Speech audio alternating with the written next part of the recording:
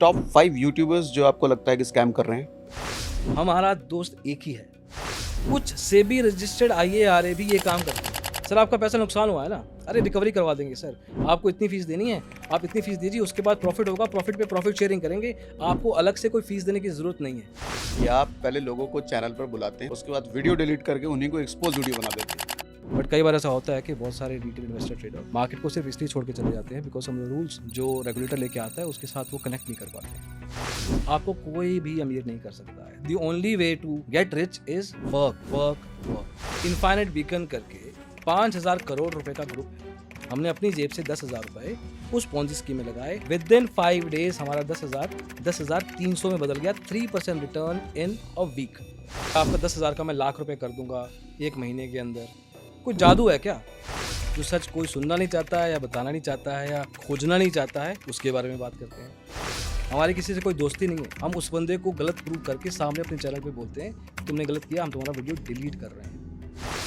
हमें किसी से कोई फर्क नहीं पड़ता। कोई मर्जी आप स्टार गेस्ट नाम ले लीजिए, हम उसका एक्सपोज जो एक्चुअल में है हम कर चुके हैं अपने चैनल पे, नाम लेके करते हैं।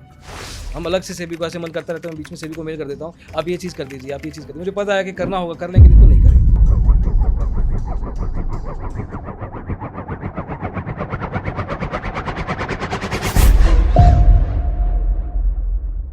असीम जुनेजा जी, कैसे हो आप? मैं बढ़िया हूँ, बहुत बढ़िया हूँ। 3 घंटे का ट्रैफिक झेल के आया हूँ, but yeah still got the energy to do. Chandigarh to Delhi, तो ट्रैफिक मिलना कहाँ से शुरू हुआ आपको? चंडीगढ़ दिल्ली में नहीं मिला है, वो तो 5 घंटे में पहुँच गए हम। ठीक है, तो मतलब वो दिल्ली तो से हम मिलना शुरू हुआ होगा। एक्चुअली हम रात को ही आ गए थे। अच्छा। अभी जब आए हैं गुड़गांव से यहाँ आपके ऑफिस में, आ तो थोड़ा अभी 2 दिन दिवाली पहले का थोड़ा हमारा माहौल बना हुआ है ना। अभी 2 दिन पहले हमारा एक मित्र गुड़गांव से आया था, तो उसने 6 घंटे ट्रैवल किया गुड़गांव से नोएडा आने के लिए। माय गॉड, 6 घंटे में माय पहुंचा है। कंडोलेंसेस। तो आप जल्दी पहुंच गए कंपेरेटिवली 3 घंटे में। तभी तो मैंने कहा मुझे अच्छा लग रहा है।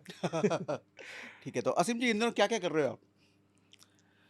हम क्या कर रहे हैं? ओके, हम अवेयरनेस में हैं हम्म, मेजरली हम्म, स्टॉक मार्केट को लेके। हमने अपने आप को बदला नहीं है पिछले 8 सालों में। हाँ, 7-8 सालों से आप स्टॉक मार्केट का कंटेंट बना रहे हैं। 2015 में मैं स्टॉक मार्केट में आया था। 2016 में हमने अपना कंटेंट बनाना शुरू किया था। ओके। तब से हम वही कर रहे हैं। हमने डोमेन या इंडस्ट्री चेंज नहीं किया है।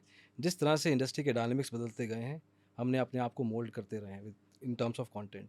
कंटेंट चाहे वो रिटन हो, चाहे वो स्पॉटिफाई के पॉडकास्ट हो, या वो वीडियो के शॉर्ट्स हो या लॉन्ग फॉर्म्स हो, हम्म मेजरली। आपके ज़्यादातर वीडियोस जो मैं देखता हूँ, पॉडकास्ट भी होते हैं, एक्सपोज वाले काफ़ी होते हैं, और सेबी के रिलेटेड कुछ गाइडलाइन या कुछ गलत या कुछ सही हुआ तो उस पर आप बहुत ब्यूटीफुली एक्सप्लेन करते हैं। वेल रिसर्च होता है आपका कंटेंट, इसमें तो कोई शक नहीं है। तो ये इतनी डीप रिसर्च, चाहे किसी को एक्सपोज करने के लिए हो या सेबी के बारे में कुछ बात करने के लिए हो, तो इसके लिए अच्छी खासी टीम बिठा रखी होगी अपनी, मतलब। टीम है, but when it comes to practical demonstrations hmm, या नंबर डेटा माइनिंग कुछ ऐसा, तो मेरा background kind of helps me into this. थोड़ा मैं रिसर्च बैकग्राउंड से भी रहा हूँ, तो फ्रॉम दैट मतलब इसको एंगल। एक्सप्लेन कीजिए, रिसर्च बैकग्राउंड मतलब। सो मैंने मास्टर्स किया है बिजनेस एडमिनिस्ट्रेशन में। अच्छा। तो मैं शंघाई में 2 साल रह के आया हूँ, फिर मैं कुछ समय सिंगापुर भी गया था। तो उन दिनों और उसके बाद के समय के दौरान जो भी मैंने काम किए हैं प्रोफेशनली, उनमें बहुत सारा research in terms of industry analysis, market positioning या बिजनेस अलग अलग तरीके से कैसे वर्क करते हैं, theoretically and to next and practically as well. उस समय नहीं पता था कि ये सब चीज़ें बाद में इतनी काम आएंगी। तो अब जब किसी का सेबी में कुछ चेक करना होता है तो we always look at the actual reports of SEBI पिछले कुछ सालों की। हम बुक्स पढ़ते हैं जो कि सेबी के एक्स चेयरपर्सन्स या होल टाइम डायरेक्टर्स ने लिखी होती हैं, या हम मोर और लेस जो मार्केट में मीडिया में डेटा चल रहा होता है we make sure we keep archive of everything, ताकि आगे चल के जब हम पीछे का डेटा चेक करना चाहें तो हमारे पास एक पूरा प्रॉपर फॉर्मेट हो, सो दैट वी कैन याद दिला सकें हम जिनको याद दिलाना है कि पहले ये होता था in terms of numbers and everything. Hmm तो फिर भी ये रिसर्च का जो कुछ पैटर्न फॉलो करते हैं कि हमें ये यहाँ सोर्स से हमें डेटा उठाना है, इस पैटर्न से डेटा रिसर्च करना है, ऐसा कुछ? सो लाइक आई सेड कि हम जैसे कोई कुछ भी नया रूल आ रहा है फॉर एग्जांपल, तो सबसे पहले हम देखेंगे कि किस तरीके से ये मार्केट में बिना रूल के मार्केट चल रही थी, how was it happening before, और उस समय क्या रीजंस के बेस पे सेबी ने या रेगुलेटर ने डिसाइड किया था कि इसको इस तरह के रूल से चलने देना है।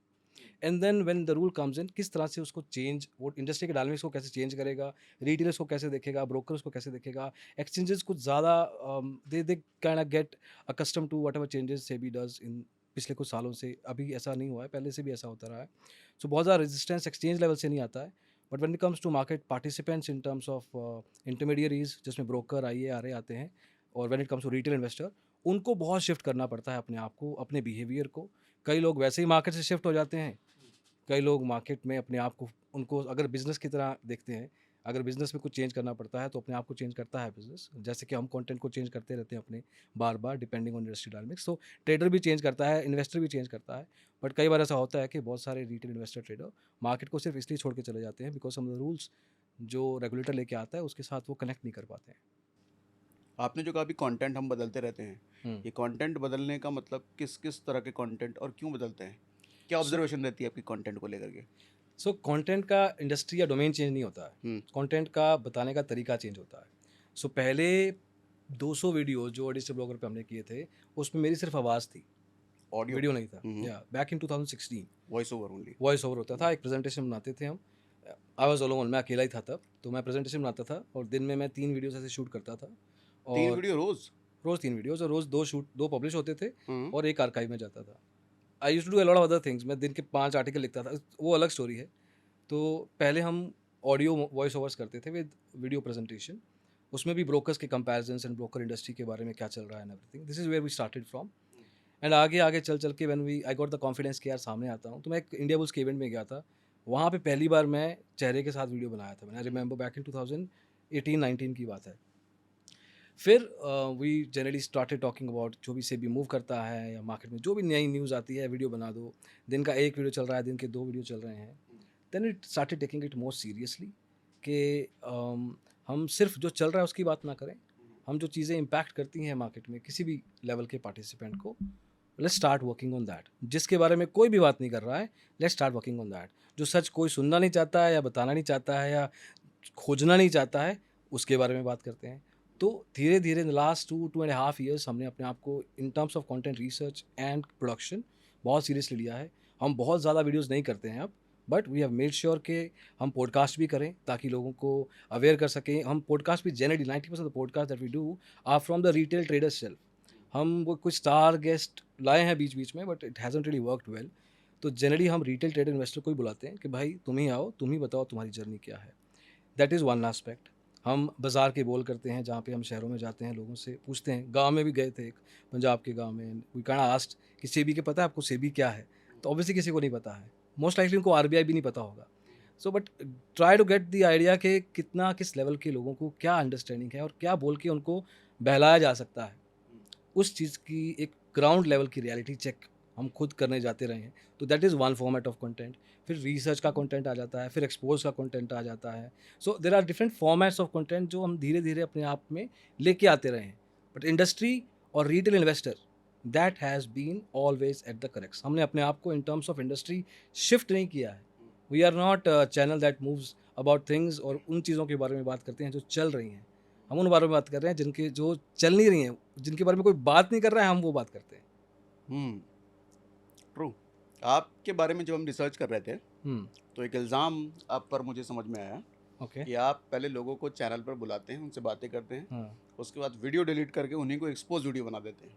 Okay, fair enough, fair enough. Very I am very thankful कि आपने ये सवाल बहुत शुरुआत में ही पूछ लिया। सी, जब भी हमारे पास कोई आता है ना, हमें कहता है कि for example let's talk specific cases, generic बात नहीं करेंगे, खुल के जेनरिक बात नहीं करते हम भी नाम लेके बात करते हाँ हैं। हाँ चलेगा। So there was soldier guy, scalper करके लड़का है दिनेश। सो उन्होंने हमें, सोल्जर गाय क्या? वो सोल्जर थे पहले, अच्छा, ओके। फौजी, हाँ हाँ। That's how he reached out to us. तो वो फौजी थे। अब उन्होंने मेल किया, कुछ फोटोग्राफ्स भेजे, अपने बैकग्राउंड दिखाई, ट्रेडिंग दिखाया। नाउ सी, हम उस समय जब पीएनएल चेक, हम पीएनएल हमेशा चेक करते थे, बट तब हम स्क्रीनशॉट चेक कर लेते थे। किसने स्क्रीनशॉट शेयर किया, वी कैन ट्रस्ट कि हाँ स्क्रीनशॉट है, वी कैन ट्रस्ट। उन्होंने भेजा जैसे बाकी लोग भेजते हैं, हमने शूट किया। अब उसके बाद उनको सक्सेस मिल गया, वो सक्सेस शायद डाइजेस्ट नहीं हुआ, उस गलत तरीके से काम करना शुरू किया उन्होंने। तो we are the only channel that actually exposes them back. हमारी किसी से कोई दोस्ती नहीं है, हम उस बंदे को गलत प्रूव करके सामने अपने चैनल पे बोलते हैं कि तुमने गलत किया, हम तुम्हारा वीडियो डिलीट कर रहे हैं.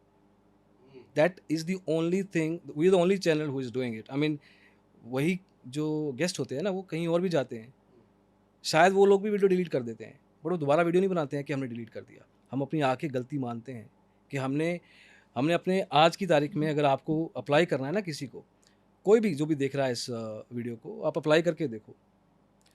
आपका पहले एक वर्बल चेक होगा कि आप जो बोल रहे हैं वो आप ही ने किया है या आप सिर्फ बोल रहे हैं. पीएनएल तो चेक होगा ही.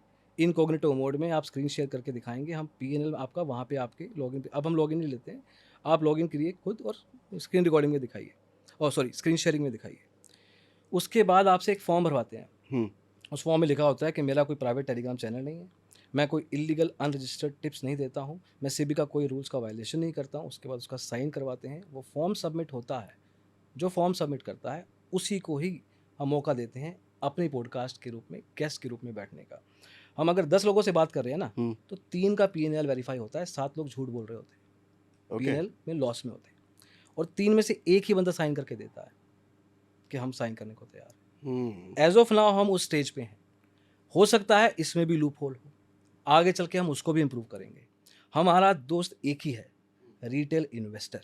हमें किसी से कोई फ़र्क नहीं पड़ता, कोई मर्जी आप स्टार गेस्ट नाम ले लीजिए, हम उसका एक्सपोज जो एक्चुअल में है हम कर चुके हैं अपने चैनल पे, नाम लेके करते हैं, बता के करते हैं कि ये गलत किया है इसलिए हटा रहे हैं. You don't deserve to be on a digital blogger.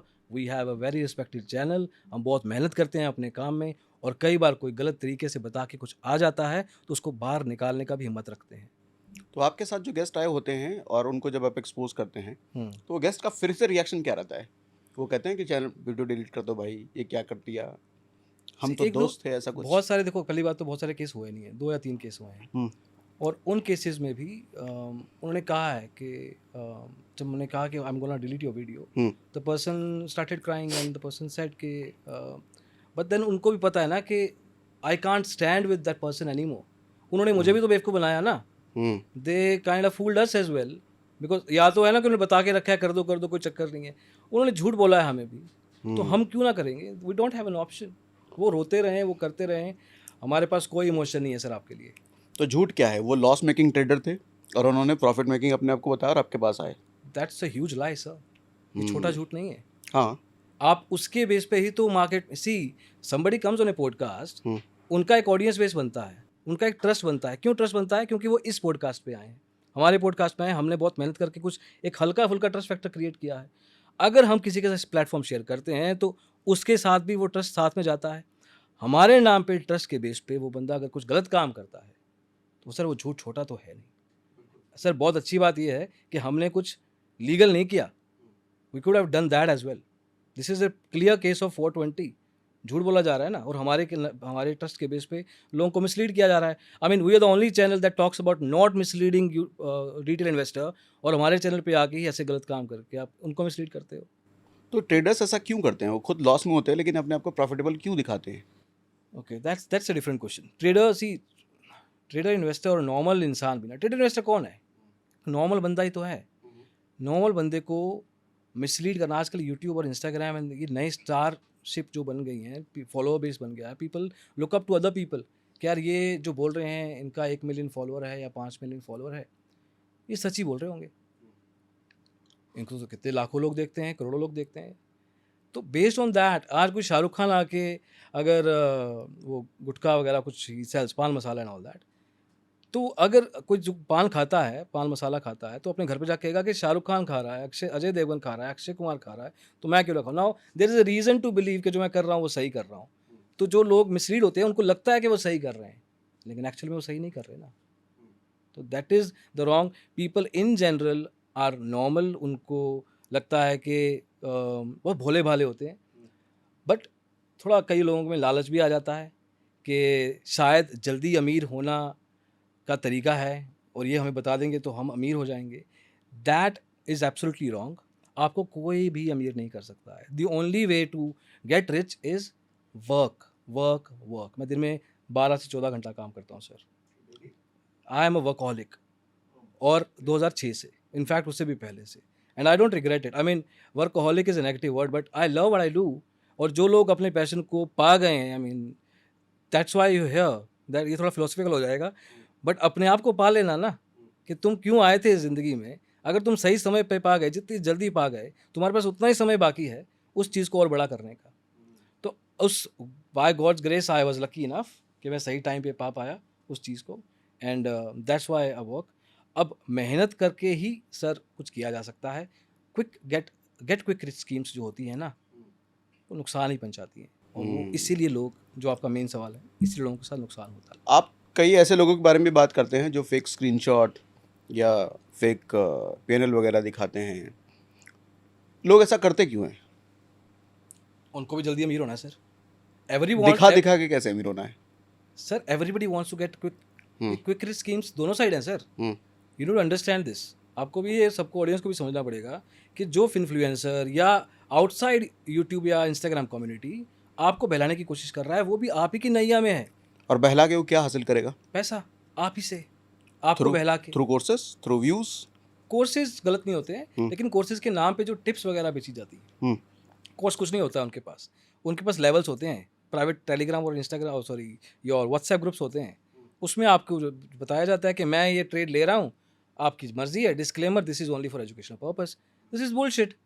तुम मिसगाइड कर रहे हो, तुम टिप्स दे रहे हो, सेबी आरए का रेगुलेशन 2014 का है, तुम वायलेट कर रहे हो, दैट इज़ रॉन्ग। तो ये कर के पैकेज 5 से लेके 50,000 के, आई नो जो भी वैल्यू हो सकती है, बेचते हैं। अब जो बच्चा या जो स्टूडेंट या जो रिटेल ट्रेडर इन्वेस्टर उनकी बातों में आके उनको पैसा दे रहा है, वो अमीर पता बने ना बने, लेकिन जो यूट्यूबर, इंस्टाग्रामर या ट्विटर, वो बन रहा है। कुछ स्पेसिफिक केसेस के बारे में बताना चाहोगे? कितने तो हैं सर, कुछ नाम लेके हमारे बात चैनल कर पे सकते कितने हैं? तो बता चुका हूँ मैं आपको। जैसे इधर भी बताते हैं, बात ट्रेड विद करते हैं। सुनील बता चुके हैं, जाके हमारा स्टूडेंट, आपने पता नहीं, कुछ लोगों ने देखा होगा शायद वो video. Trade with Sunil is one prime example. ऐसे मैं आपके 50 student एग्जाम्पल थे? दे सकता हूँ। ऐसा कोई इंस्टाग्रामर है, वो हाँ। He is not a big youtuber और something, but he is proper misleader. और हमने अपना एम्प्लॉई उनके बैच में एज ए स्टूडेंट बना के भेजा था, दिल्ली के एक एरिया के गांव में। 1 महीना रहा है वो, एक क्लास लगाने नहीं गया। ओके। 1 महीना वो एम्प्लॉई हमारा एज ए स्टूडेंट, हमने फीस भरी है कैश में। वो कैश में फीस लेते हैं, तब लेते थे जब हमारा बैच था, ले ही नहीं रहे थे ऑनलाइन। उनको पता है ना कि उनको जीएसटी वगैरह भरना पड़ेगा ना, उनको बताना पड़ेगा ये ट्रांजैक्शन क्यों हुआ है, और बहुत सारी चीज़ें होती हैं। कैश में पैसा लिया है, लड़का हॉस्टल में रहा है हमारा, और बाकी के जो स्टूडेंट्स हैं उनके बीच में रहा है। He understood the whole thing, proper videos, proper screenshots, proper photographs खींच के लाया है वो। तो उसके बाद हमने वीडियो बनाया। ऐसा एक एग्जांपल नहीं है, आप हमारे चैनल पे जाके देखिए, आपको 20-25 एग्जांपल आराम से मिल जाएंगे। पाप ऑफ चार्ट 4 बार उसके बारे में वीडियो बना चुके हैं। So if you want me to take names, we can go on, but you have to understand that these are just names. ये सिर्फ नाम है, ये पात्र हैं, ये कैरेक्टर्स हैं, ये बदलते रहेंगे। आज ये हैं, कल वो हैं। आज बाप ऑफ चार्ट है, कल पाप ऑफ चार्ट होगा। नाम बदलता रहेगा, काम वही रहेगा। आपको बस बदलना है, आपको उनकी बातों में नहीं आना है। आपको जो सेबी के रेगुलेशंस हैं, जो नॉर्मल इन्वेस्टर ट्रेडर की एजुकेशन है, उसकी अवेयरनेस है, उसके बीच में रहना है। मैं आपको गारंटी, स्टॉक मार्केट में किसी बात की गारंटी नहीं होती है, लेकिन इस बात की गारंटी मैं बाहर होकर दे सकता हूँ कि अगर आप इन तरह की चीज़ों में नहीं फंसते हो ना, there is a huge chance कि आप एक लॉन्ग टर्म में एक ठीक ठाक प्रॉफिटेबिलिटी लेवल पे बना सकते हो।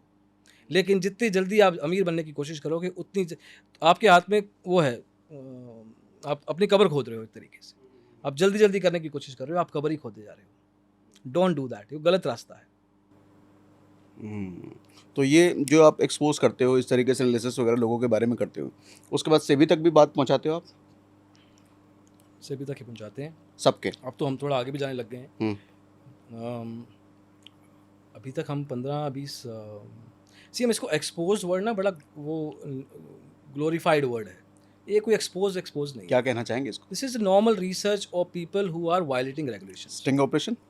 कुछ स्टिंग ऑपरेशन नहीं। सी, ये फैंसी वर्ड्स हैं, इसका कोई रेलेवेंस नहीं है। इस चीज़ को बेचने की कोशिश नहीं करते हैं हम। You have to understand this, that ये जो वीडियो बनता है ना, इसके लिए ये बहुत नेगेटिव चीज़ें होती हैं। हमारी लाइफ में बहुत नेगेटिविटी आती है इन चीज़ों को लेके। I mean, I am seeing somebody जो कह रहा है कि मैं सुसाइड करने वाला हूँ। आई एम सीइंग समवन जो, अनफॉर्चुनेटली मैं 2 सुसाइड्स देख चुका हूँ। 2 सुसाइड्स हो गई हैं, जितना मुझे हमारे तक पहुंची है। सुसाइड तो रोज़ होती हैं स्टॉक मार्केट को लेके।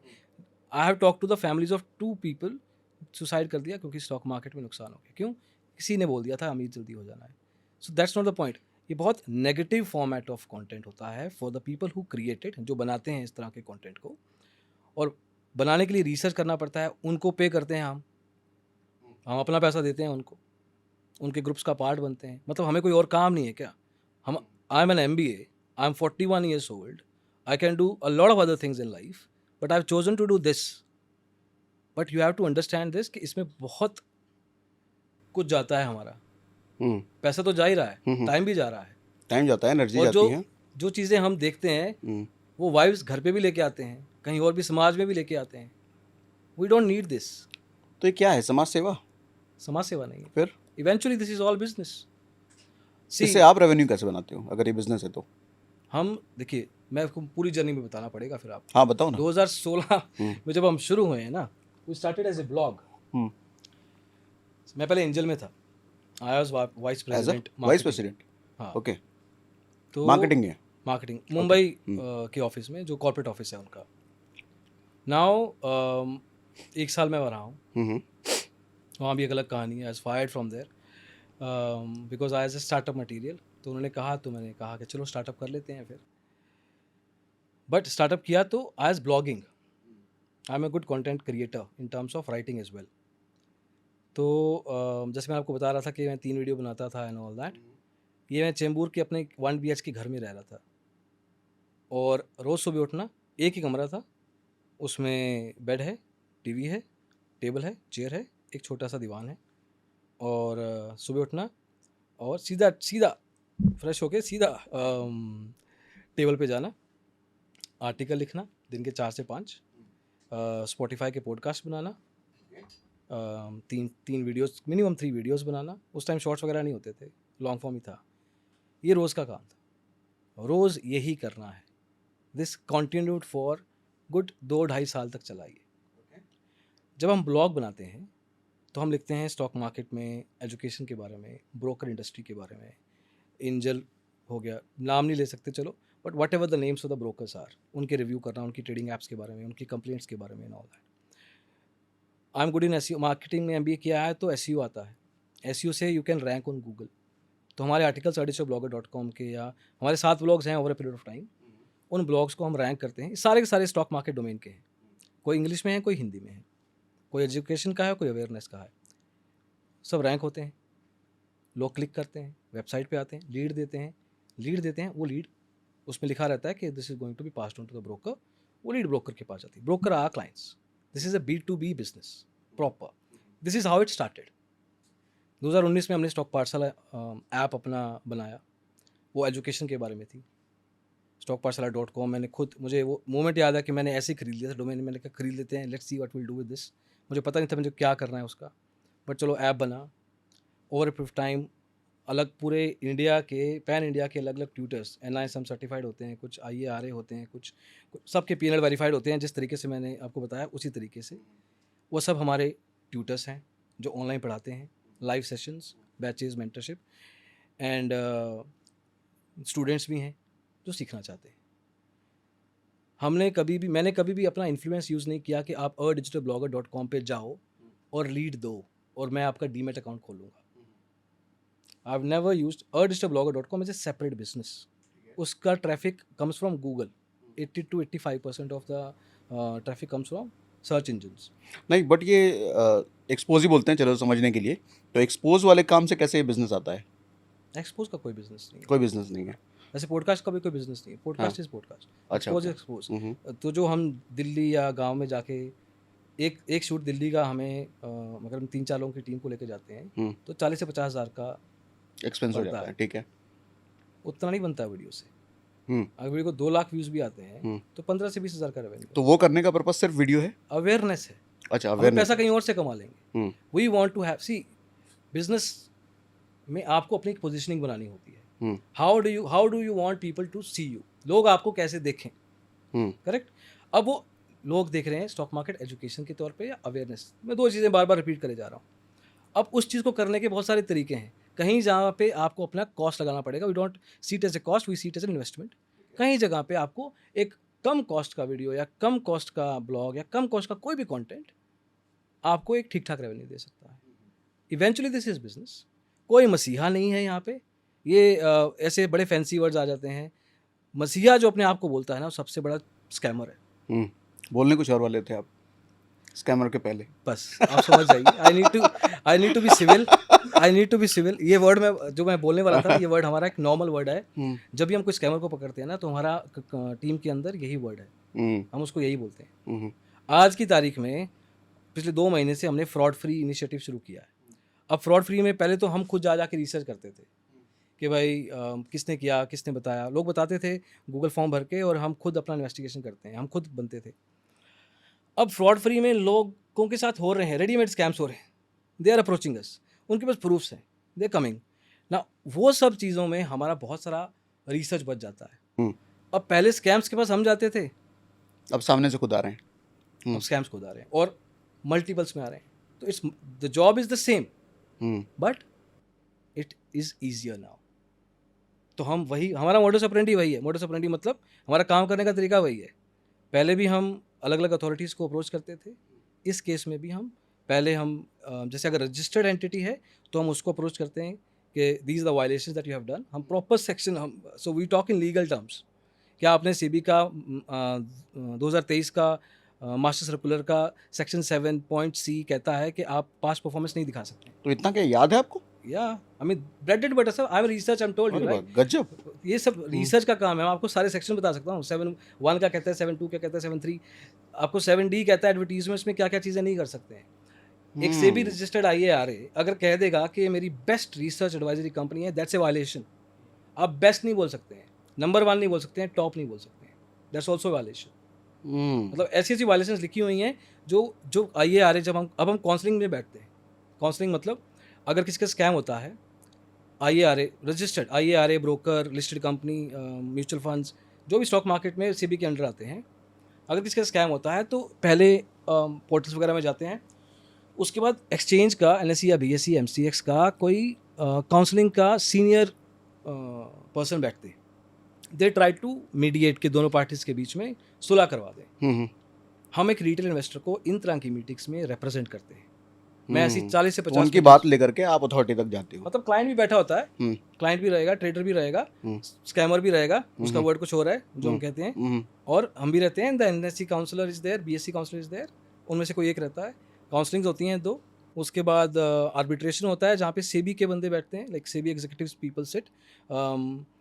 उन तरह में भी हम अभी पीछे ही एक ब्रोकर के खिलाफ वी रिप्रेजेंटेड एक ट्रेडर, जहाँ पे उनके साथ RMS policy, risk management policy करके कुछ होता है, रिस्क मैनेजमेंट सिस्टम होता है हर एक ब्रोकर का। उसके बेस पे एक रॉन्ग एग्जीक्यूशन करके उसको 57 लाख रुपए का नुकसान करवाया था। तो I kinda represented the trader and हमने लड़ाई लड़ी है। अभी केस चल रहा है, सब जुडिस है, तो अभी I can't tell you the details, but एक ये सब नॉर्मल। अब यहाँ पे आ गए हमारा नेक्स्ट कंटेंट क्रिएशन की बात कर रहे थे हम, तो this is the next phase we are going through right now, पिछले 2-2.5 महीने से, जहाँ पे हमने अपना गेम थोड़ा सा अप कर दिया है। Rather than just sending it to SEBI और इंतजार में बैठे रहें कि सेबी कब जवाब देंगे और फिर हम उनको प्रूफ वगैरह डिटेल भेजेंगे। अब हम हर ट्रेडर के साथ जो भी स्कैम्स हो रहे हैं, we are representing them against all registered and unregistered entities. कोई सी यूट्यूबर ने स्कैम कर दिया, हमारे पास पहुंच जाएगा। I as of now I have the database of around 200-250 influencers जिन्होंने कोई ना कोई वायलेशंस की हैं विद प्रूफ्स, एंड सिर्फ 2 महीने हुए सर, वी जस्ट स्टार्टेड। तो ये मुझे आगे एज अ बिजनेस एक कंसल्टेंसी की तरफ दिख रहा है। What's wrong in it? If अगर हम हेल्प करके किसी का नुकसान का पैसा वापस दिलवा रहे हैं, तो what is wrong in it? कोई कर तो नहीं रहा है अभी। मैं तो कह रहा हूँ, सी आइडियली इस तरह के बिजनेस की जरूरत नहीं है इंडिया को। फ्रॉड फ्री नहीं होना चाहिए, आइडियल वर्ल्ड में होना ही नहीं चाहिए। ठीक है, बैलेंस होना चाहिए। हाँ, बैलेंस होना चाहिए, फ्रॉड्स भी होने चाहिए। फ्रॉड फ्री जो हमारा इनिशिएटिव का नाम है ना, उसका नाम फ्रॉड फ्री है। वो नहीं होना चाहिए। अच्छा, it should not exist. Okay, कब नहीं एग्जिस्ट करेगा वो? जब फ्रॉड्स नहीं होंगे। करेक्ट। तो आइडियल वर्ल्ड में अगर लोग, रिटेल इन्वेस्टर ट्रेडर जो देख रहे हैं, please don't get induced into जो भी लालच आपको दिखाया जाता है, उन लालचों में अगर आप फंसोगे नहीं, आपके साथ फ्रॉड होगा नहीं, आपको हमारी ज़रूरत नहीं पड़ेगी, आपको हमारी ज़रूरत नहीं पड़नी चाहिए। You don't need us, but आप अगर फंसते हो फिर आपको ज़रूरत पड़ जाती है। बट क्या आपको लगता है कि लोग जो नए-नए लोग आ रहे हैं, वो लालच में फँसने से रुकेंगे? क्योंकि जैसे एक टर्म आता है यार हम कोशिश तो कर रहे हैं। देखो हमारे, अगर आप वीडियोज़ देखोगे, हुँ, हमारे वीडियोज़ सिर्फ यही हैं बट एज़ इतना ऑफ टाइम नाउ। काम करने के बाद आपको क्या लगा? लोग सँभल रहे हैं ये आपके अवेयरनेस से या ये फिर तो लोग ही बता सकते हैं, लेकिन ये ज़रूर है हुँ, कि जो भी वायलेशंस होती हैं उसके बारे में हमारा कंटेंट है मोर और लेस। तो अगर आप यूट्यूब सर्च यूज़ करेंगे, हुँ, हमारा उसमें भी एसईओ थोड़ा स्ट्रॉन्ग है। तो अगर आप जिनके भी एक्सपोज़ किए हैं, जो एक्सपोज़ वर्ड हम हुँ, यूज़ कर रहे हैं, अगर आप उनको यूट्यूब पे सर्च करोगे तो पहले टॉप 3 रिजल्ट्स में आपको हमारा वीडियो दिख जाएगा। अब कोई इन्फ्लुएंस होके अगर उनको यूट्यूब पे सर्च करता है, हुँ, तो उनको ये वीडियो भी दिखेगा, हुँ। तो ये वीडियो देखेगा तो वो देखेंगे। तो पहली बार जो इन्फ्लुएंस होके पैसा देने की कोशिश कर रहा है, तो कुछ लोग तो शायद बचेंगे। मैं कहीं तो पढ़ रहा था, डेटा ये है कि शायद 47% लोग जो स्टॉक मार्केट में आते हैं, वो फ्रॉड्स का शिकार होते हैं, किसी न किसी टेलीग्राम या किसी तरीके से। ऐसा कोई डेटा मैं ऐसा कोई डेटा नहीं है, हम गूगल में कहीं तो देख रहे थे, पता नहीं कितना क्रेडिबल है वो। सी आज की तारीख में हुँ, साइबर क्राइम्स के तौर पे होता है ये सब, जो हुँ, फ्रॉड्स होते हैं। इंडिया में हर 12 सेकंड में एक साइबर क्राइम होता है, as per the data of cyber crime, जो इंडिया का रिपोर्ट है, हुँ, जो हमारा होम मिनिस्ट्री संभालती है। मतलब क्या है इसका? पिछले साल टोटल 7,40,000 स्कैम्स हुए हैं। इस साल के पहले 4 महीनों में, जनवरी, ये स्कैम सारे स्टॉक मार्केट से रिलेटेड थे? इसमें 70 टू 80% ट्रेडिंग स्कैम्स हैं, 20% नॉन ट्रेडिंग स्कैम्स हैं। तो ये भी उसी रिपोर्ट का हिस्सा है, दैट नंबर। इस साल के पहले 4 महीनों में उतना नंबर अचीव कर लिया गया था। मतलब जितने स्कैम्स पूरे साल में 2023 में हुए हैं, उतने ही स्कैम्स पहले 4 महीनों में इस साल हो गए हैं। तो ये भी एसआईपी की तरह कंपाउंड हो रहा है? स्कैम्स पिछले भी? साल इस मार्केट का, स्कैम हाँ, मार्केट का साइज़ $1 बिलियन था। 7,500 करोड़ रुपए इंडिया के नॉर्मल लोगों ने स्कैम्स में, साइबर स्कैम्स में, और imagine this, this needs to be known, ये रिपोर्टेड हाँ, ये क्राइम्स है। रिपोर्टेड है। 80% based on what we get, hmm, जहाँ तक हमारे पास डेटा आता है, मतलब हमारे पास लोग रिपोर्ट करते हैं, 80% of them don't want to report. ऐसा नहीं उनको पता नहीं है, कुछ को नहीं पता होगा, बट कई लोग रिपोर्ट नहीं करना चाहते हैं। वो कहते हैं कि मैम या सर, जो भी जिनसे भी बात करते हैं, कि हमारा नाम तो नहीं आएगा, हमें कहीं पुलिस तो जाना नहीं पड़ेगा, मैंने घर पे बताया नहीं है। हुँ। सो वी कोर्ट गॉट, कचहरी के चक्कर ना लग जाएँ। मतलब अगर मैं आपको स्कैम बताने लग जाऊँ ना विचित्र तरह के, हुँ, हुँ, आप कहोगे, आप माथा पकड़ लोगे शायद। ओके, ऐसा कैसे हो सकता है? इतना ना समझदार हुँ, इंसान कैसे हो सकता है? मैं नेगेटिव वर्ड यूज़ करना हुँ, चाहता हुँ, हूँ, हुँ। बट इतनी नासमझी कैसे हो सकती है? कुछ किस्से मैं जानना चाहूँगा आपसे, कुछ कहानियाँ, स्कैम्स की कहानियाँ। स्कैम्स की कहानियाँ इंटरेस्टिंग है, लेकिन बहुत अगेन नेगेटिव हैं। मैं आपको 2-3 बताता हूँ, चलो। आपने अभी शायद सुना होगा कि छत्तीसगढ़ में ना एक चपोड़ा करके गाँव है, उधर एसबीआई की नकली ब्रांच खुली थी। ये तो आपने सुना होगा, अभी न्यूज़ मीडिया में है कुछ ये। हल्का-फुल्का मैंने सुना था हाँ, ऐसा, तो वो हाँ। नकली ब्रांच खुली थी, उन्होंने हुँ, क्या किया था, 3-4 लोग आए, उन्होंने किसी का घर किराए पे लिया, उसको एसबीआई ब्रांच के लोगो वगैरह लगा दिए और कहा कि हम एसबीआई से हैं और हम गाँव के लोगों को एम्प्लॉयमेंट देंगे, इसी गाँव के लोग इसी गाँव में रह के सरकारी नौकरी पा पाएँगे। लोग खुश हो गए। अब कई लोगों को लगता है कि सरकारी नौकरी में पैसे देने पड़ते हैं, तो इन्होंने भी माँगे, जो 2-3 लोग आए थे, कि आपको 5 लाख रुपए देना पड़ेगा, नौकरी मैं आपकी करवा देता हूँ। और लोगों को लगा हाँ, देना पड़ता ही है, तो 2-3 लाख, साढ़े 3 लाख में डील हो जाती थी और ऐसे 10-12 लोगों को हायर कर लिया गया। फिर उनको कहा गया कि जाओ गाँव वालों के पास, उनसे एफडी करवाओ। अब वो गाँव वालों के पास जा रहे हैं। अब ना तो इनके पास एसबीआई का टर्मिनल, ना ही कोई कागज़ात, ना कुछ। अब ये तो भला हो किसी एक इंसान का जो शायद अवेयर था, जिनको पता था कि शायद ऐसे किसी कंटेंट को देखा होगा किसी के भी, या वैसे समझ होगी। उस इंसान ने कहा दूसरे गाँव में जाके, जहाँ पे एक्चुअल एसबीआई की ब्रांच थी, कि सर छपोड़ा में भी ब्रांच खुली है। तो वो कह रहे कि ब्रांच तो अप्रूवल नहीं है कोई छपोड़ा का। जाके गए, वहाँ के कांस्टेबल और एसएचओ को उठाया, पकड़ लिया। इस केस में 3 लोग पकड़े गए। एक केस हमारे पास आया है। पिछले 15 साल से एक बैंक, यूपी का माऊ जिला है। यूपी के माऊ जिले में पिछले 15 साल से एक बैंक 5 लोग मिलकर चला रहे थे। 2006 से बैंक है। ग्लैमरस फैमिली करके कुछ इसका नाम था। पहले ग्लैमरस फंड था, फिर ग्लैमरस फैमिली कर दिया इसका नाम। अब ये चल रहा है। 2018 में इन पांचों में लड़ाई हो जाती है। उनमें से एक बंदा रह जाता है, वो कहता है कि मैं चलाऊंगा, आपको टेंशन लेने की ज़रूरत नहीं है। वो अपना बंदा पूरे शहर के मार्केट्स में भेजता है, वो एंट्री करते हैं, लोगों से पैसा लेता है और 2023 में वो इंसान करीब 2 ढाई करोड़ रुपया गांव का लेके भाग जाता है। आज की तारीख में गांव वाले हमारे पास रिपोर्ट करते हैं, हम उनको जितना असिस्ट करने की कोशिश कर सकते हैं, हम लोकल जो वहाँ पे अथॉरिटीज़ होती हैं उनको इन्फॉर्म कर चुके हैं। सेबी को इस केस में इन्फॉर्म करने का कोई फ़ायदा नहीं है, आरबीआई को कर चुके हैं इस केस में। बट जहाँ जहाँ भी अथॉरिटीज़ को पता होना चाहिए, इसका एक वीडियो भी आएगा हमारे चैनल पे जल्दी। तो इस तरह के स्कैम्स बैंकिंग के नाम पे हो रहे हैं। एक लड़का जो अपने पापा की जो एक रियल एस्टेट बेचा था उन्होंने, उससे 80 लाख रुपए मिला था उनको। 80 लाख रुपए उसने ट्रेडिंग में लगा दिया, ऑप्शन ट्रेडिंग में लगा दिया, ऑप्शन बाइंग में लगा दिया। क्यों? क्योंकि यूट्यूब इंस्टाग्राम पे बहुत कुछ चलता है। कोर्स वोर्स नहीं लिया था उसने, बस ये देख के सब कुछ वो 80 लाख ज़ीरो कर लिया उसने। सर मैं सुसाइड, मतलब जिसको भी उसने हमारी टीम से अप्रोच किया कि मैं सुसाइड कर लूँगा एंड ऑल दैट, उसने अब ना अपनी वाइफ को, ना अपनी मम्मा, ना फादर, किसी को भी, दोस्तों सोशल आउटकास्टिंग हो जाती है, लोग मजाक उड़ाते हैं, और घर पे बता दिया तो एक अलग टेंशन। आज की तारीख में उस स्कैम के बारे में सिर्फ 3 लोगों को पता है। एक वो एग्जीक्यूटिव हमारी टीम का जिसने उस कॉल को सुना, एक मुझे, एक उस खुद इंसान को। उसकी एक्चुअल डिटेल्स क्या है अब तो वैसे तो आपको भी पता है, लेकिन सिर्फ एक कहानी बता रहा हूँ आपको। एक्चुअल कौन इंसान है ये सिर्फ हम 3 लोगों को पता है। ऐसे स्कैम्स रोज़ है, नॉर्मल है, और ये I am just talking about, this is just the tip of the iceberg. मतलब I can go on and on and on, endless कहानी है। बट ये 80 लाख का अमाउंट एक झटके में तो ज़ीरो नहीं होगा। वो 80 लाख थोड़ा कम होगा, फिर और कम होगा, तो कम होते होते उसको एहसास नहीं होता कि उसका पैसा कम हो रहा है, रुक जा भाई। शुरू छोटा ही होता है, शुरू बहुत छोटा होता है, शुरू होता है 1.5-2 लाख, 2.5 लाख, फिर टेंशन होती, फिर पहली बार तो लालच होता है नए पैसे का, अगली बार होता है रिकवरी, कि मेरा पैसा मैं ज़ीरो पे वापस आ जाऊँ, बस मुझे प्रॉफिट नहीं चाहिए, मेरे 2.5 लाख वापस आ जाए।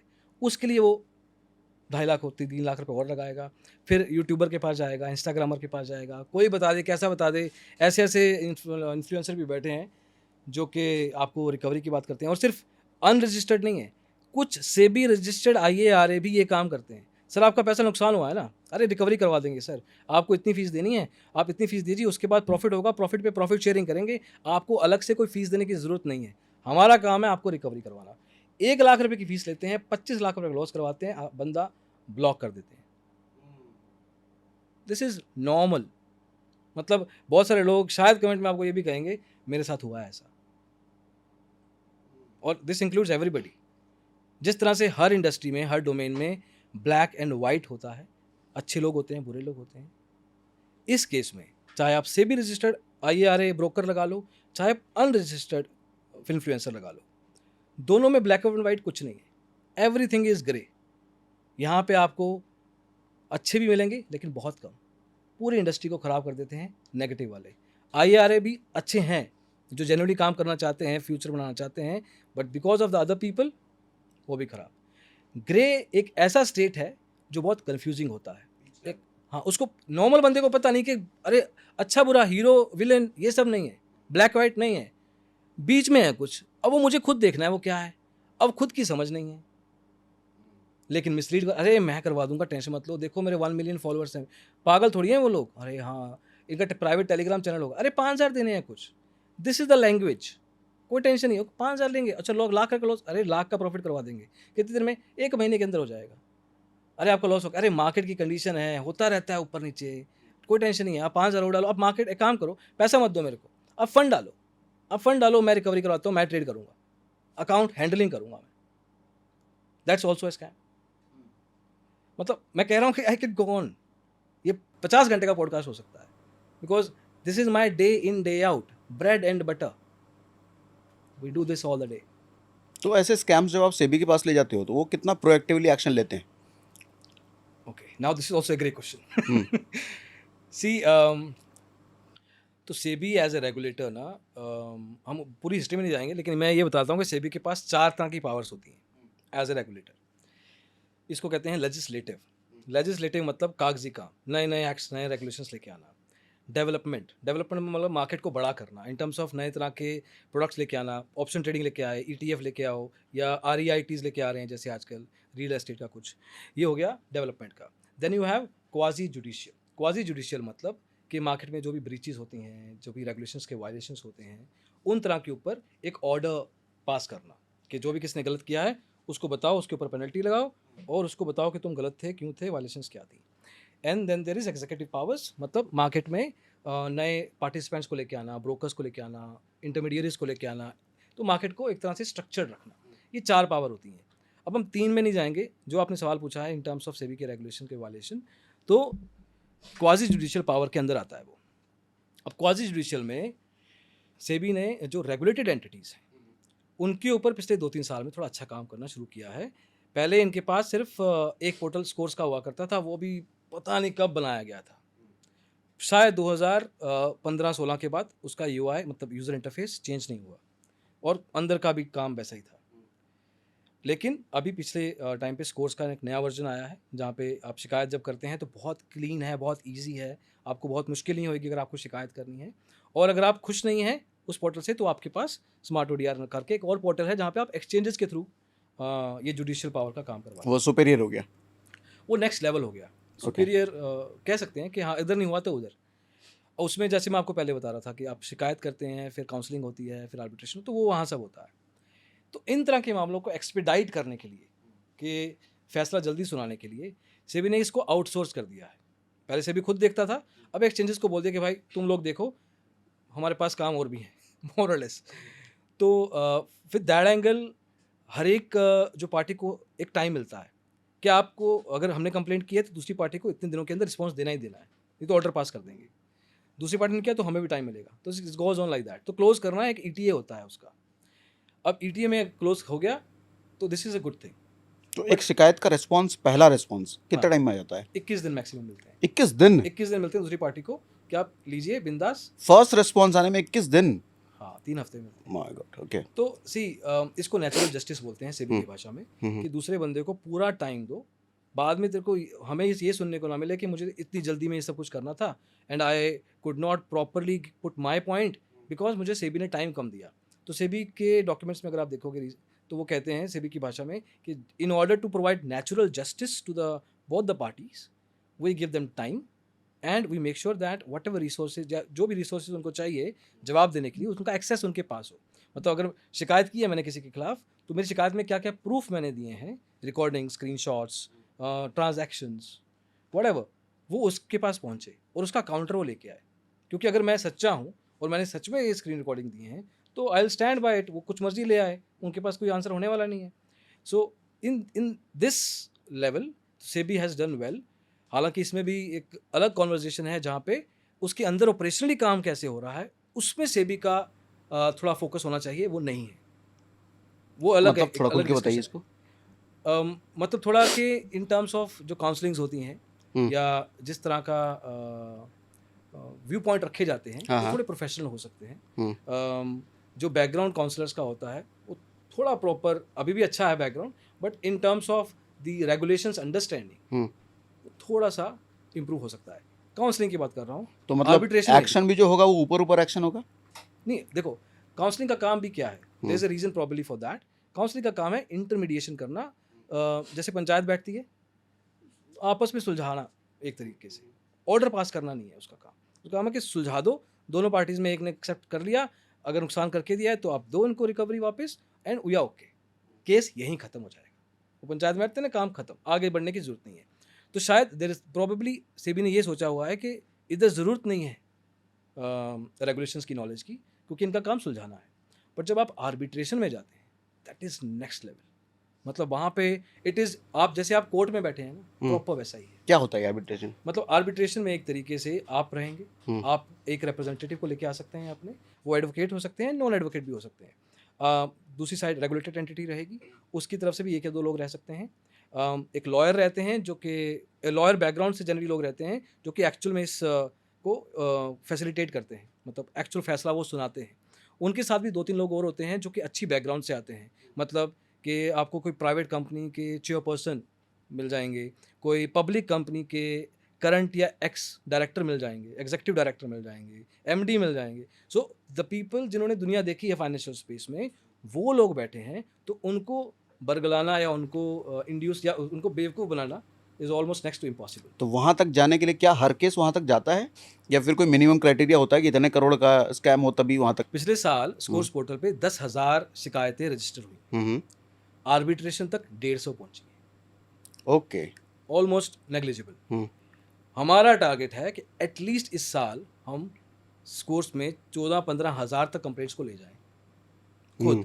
हम थोड़ा सा डिफरेंस करें कि प्रोबेबली 3 से 4-5 हज़ार एक्स्ट्रा कंप्लेंट्स हमारी तरफ से जानी चाहिए जो हमारे पास यूजर्स आ रहे हैं जिनके साथ स्कैम हुआ है, क्योंकि लोगों को पता ही नहीं होता, और पता है तो ये भी नहीं पता होता कि कैसे करनी है। बहुत सारी कंप्लेंट्स डिस्पोज हो जाती है।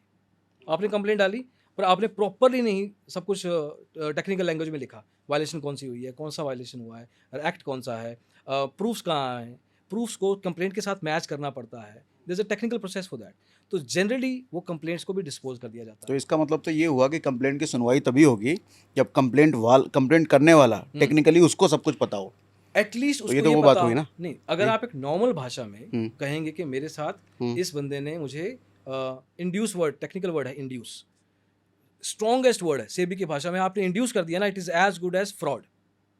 मैं आपको इसका मतलब बाद में बताऊंगा, बट इंड्यूस वर्ड ना लिखा आपने, बट आपने ये लिख दिया कि उसने मुझे कहा कि मैं गारंटी रिटर्न दिलाऊंगा, ये देखिए स्क्रीनशॉट, पक्का प्रॉफिट आएगा व्हाट्सएप का।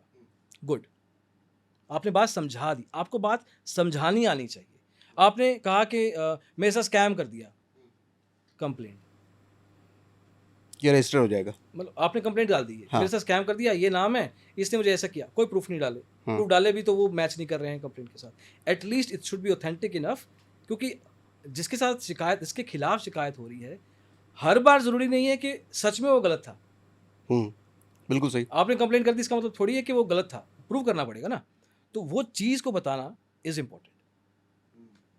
तो दैट्स वाई, तो जहाँ तक रेगुलेटेड एंटिटीज़ की बात है, हैज़ डन गुड जॉब, और इम्प्रूव हो सकता है। वी कीप ऑन राइटिंग, हम अलग से सेबी को ऐसे मन करता रहता है, मैं बीच में सेबी को मेल कर देता हूँ, आप ये चीज़ कर दीजिए, आप ये चीज़ कर दीजिए, मुझे पता है कि करना होगा, कर लेंगे, नहीं तो नहीं करेंगे। बट जो भी उनके होल टाइम मेंबर्स हैं, जो भी उनके चेयरपर्सन रहते हैं उस टाइम पे, I have this knack last 3-4 years, मैं 1-2 महीनों में कोई मेल कर देता हूँ कि मुझे ये गैप दिख रहा है आपका, आप कर दीजिए, और उसके बारे में हम वीडियो नहीं बनाते हैं, बस ऐसे ही जस्ट टू सी। लेकिन when it comes to unregulated entities में सारे वो यूट्यूबर आ जाते हैं, सारे इंस्टाग्रामर, सारे ट्विटर, सारे लिंक्डइन, जो भी सोशल मीडिया में काम करते हैं, व्हाट्सएप, टेलीग्राम, ये सब काम करते हैं। दूसरे वो लोग भी आ जाते हैं जो कि इंदौर, गुजरात, अहमदाबाद में या मुंबई में फेक एडवाइजरीज चलाते हैं बिना सोशल मीडिया प्रेजेंस के। वो लोग भी आ जाते हैं जो कि लाइसेंस किसी और का है, उसका लाइसेंस नंबर यूज़ करके अपनी वेबसाइट चला रहे हैं। ऑफलाइन ऑनलाइन प्रेजेंस किसी भी तरीके से आप लोगों को बेवकूफ़ बनाने के लिए कर रहे हो, उसमें वो unregistered entry, algo trading platforms आ जाते हैं, पॉन्जी स्कीम्स आ जाती हैं, then you have a lot of these kind of people. Ponzi scheme भी एक अलग तरीका होता है स्कैम करने का, वो बहुत बड़ा तरीका होता है स्कैम करने का। तो ये सब लोग अनरजिस्टर्ड हैं। इस मामले में सेबी इज प्रॉपरली पुअर, मतलब पुअर, या सेबी जहाँ तक अनरजिस्टर्ड की बात है ना, वहाँ पे it takes good 3, 4, 5, 6 months to reply. बाप रे बाप। पहला रिप्लाई, और वो भी और डिपेंड reply करता है में कि फॉलोअप कितना स्ट्रांग है सामने वाले का, कंप्लेंट या करने वाले का। एग्जैक्टली, वो भी मैटर करता है कि आपने जो पहली कंप्लेंट लिखी थी, हाँ। Was it proper enough. मतलब मैं पर्सनल एग्जांपल कह रहा हूँ, this is my experience, it takes 5-6 months, and then उसमें प्रूफ पूछे जाते हैं कि प्रूफ दीजिए, जो कि पहली मेल में थे, तब जो कंप्लेंट था ना उसमें वो प्रूफ थे, वो दोबारा मांगते हैं स्ट्रक्चर के साथ, वो स्ट्रक्चर में ही थे, एनीवे दोबारा भेजते हैं। एक अनरजिस्टर्ड एंटिटी के खिलाफ जब हम केस करते हैं, it takes us at least 1 year, जहाँ पे सेबी की तरफ से शो कोज नोटिस जाता है। ये पहला एक स्टेप होता है सेबी की तरफ से। कोई भी स्कैमर अगर गलत काम करता है, unregistered registered both, SEBI sends a show cause notice कि आपके खिलाफ एक्शन क्यों ना लिया जाए। रजिस्टर्ड के केस में कुछ दिनों में हो जाता है, अनरजिस्टर्ड के केस में इट टेक्स एटलीस्ट 1 year। उसके बाद जाके सॉल्व होने की बात शुरुआत होती है। आज की तारीख में हम 40 से 45 ईमेल कर चुके हैं ऐसे स्कैमर्स की, जिनका कुछ का रिप्लाई आ चुका है, कुछ का नहीं, मतलब चल रहा है अब। और ये जो आपने वीडियोस देखे हैं एक्सपोज वाले, हाँ, वो हैं जिनका आ गया था, जिनका आ गया। कुछ सेबी ने ऑलरेडी खुद किए थे, हाँ, खुद ही एक्सपोज किए थे सेबी ने, उसका भी वीडियो हम कर देते हैं ताकि लोगों को एक जनरल मास ऑडियंस को अवेयरनेस रहे। कुछ जिसमें हम इन्वॉल्व होते हैं उसमें से कुछ लोगों का आ गया। तो इसका मतलब कोई छोटे शहर या गांव से कोई लड़का है जिसको ज़्यादा अंग्रेजी नहीं आती, और वो ऐसे किसी का वीडियो देख करके किसी टेलीग्राम में घुस गया है, किसी का कुछ ले लिया और उसके साथ फ्रॉड हो जाता है, तो उसको ज़्यादा अंग्रेजी भी नहीं आती, वो ईमेल लिखता है सेबी को अपनी शुद्ध हिंदी भाषा में या टूटी फूटी भाषा में, तो उसका तो कभी कोई सुनवाई होगा ही नहीं। ऐसा नहीं है, होगा ऐसा नहीं। आप रजिस्टर के केस में बात करेंगे, अनरजिस्टर्ड के केस में डज नॉट मैटर। ठीक है। आप कंप्लेंट कोई मर्जी भाषा में करें, हम्म भाषा मैटर नहीं करती है। आप कंप्लेंट को क्या प्रूफ्स के साथ संजो पा रहे हैं या नहीं, दैट इज दी। मैं हिंदी में बोला, देखो ये हम्म चीज़ भी हम्म कि अगर आप इस चीज़ को समझा पाए दूसरी पार्टी को hmm. That this person is actually a victim, सुनते हैं। वो कम पढ़ा लिखा है, कम एजुकेटेड है, उसको समझाना भी नहीं आता, सेबी को फ़ोन कर सकते हो आप, सेबी का हेल्पलाइन नंबर है। उठता है। हाँ, उठता है, ओके। सेबी का फ़ोन उठता है। We call SEBI a lot of times, बहुत रेगुलर है हमारा। कोई भी चीज़ नया एक्ट आता है, हमारे कुछ क्वेश्चंस होते हैं, पूछते हैं। This is normal, this is primary research. हम ऑनलाइन नहीं जाते गूगल पे जाके कोई बता दे, कुछ आर्टिकल आ जाएगा। वी कॉल सेबी कि ma'am this is the regulation, this is impacting me. मेरे को किस किस तरह से ये आगे चल के नुकसान दे सकता है, या सेबी का इसके ऊपर एग्जैक्ट मतलब क्या है, मुझे समझ नहीं आया कोई रेगुलेशन। वी कॉल और वो गाइड करते हैं। और वो हाँ प्रॉपर गाइड करते हैं। ये तो इस अच्छा है। मामले में गलत नहीं है। Okay. क्वाजी जुडिशियल हम्म की बात कर रहे हैं हम, that is the legislative thing. Legislative, executive and development markets में से भी अच्छा काम कर रहा है, उसकी पब्लिसिटी होती भी है। नए प्रोडक्ट लेके आ रहे हैं, नए रेगुलेशंस लेके आ रहे हैं, नए मार्केट पार्टिसिपेंट्स लेके आ रहे हैं, सब कुछ सही है। अगर आप कोई एक्ट पढ़ेंगे या अगर आप कोई सेबी का जो ऑर्डर निकलता है उसको देखेंगे, इट्स ब्यूटीफुल। मतलब पता लगता है कि किसी ने मेहनत की है, कोई बैठा है लिखने, उसने कुछ छोड़ा नहीं है इस चीज़ को समझाने की। उसने ना पहले वो टेक्निकल बात करेगा, उसका मतलब समझाएगा, फिर उसके प्रूफ देगा। There is a proper structure there. मतलब हम जब हायरिंग कर रहे हैं ना अभी, so now we are at a stage जब हम कंप्लायंस ऑफिसर के खिलाफ कौन कौन खड़ा हो सकता है उस तरह के लोगों की हायरिंग कर रहे हैं। उनकी टेक्निकल लैंग्वेज, उनका डॉक्यूमेंटेशन हमारी टीम में कौन कौन करेगा, उस लेवल तक हम भी पहुंच चुके हैं।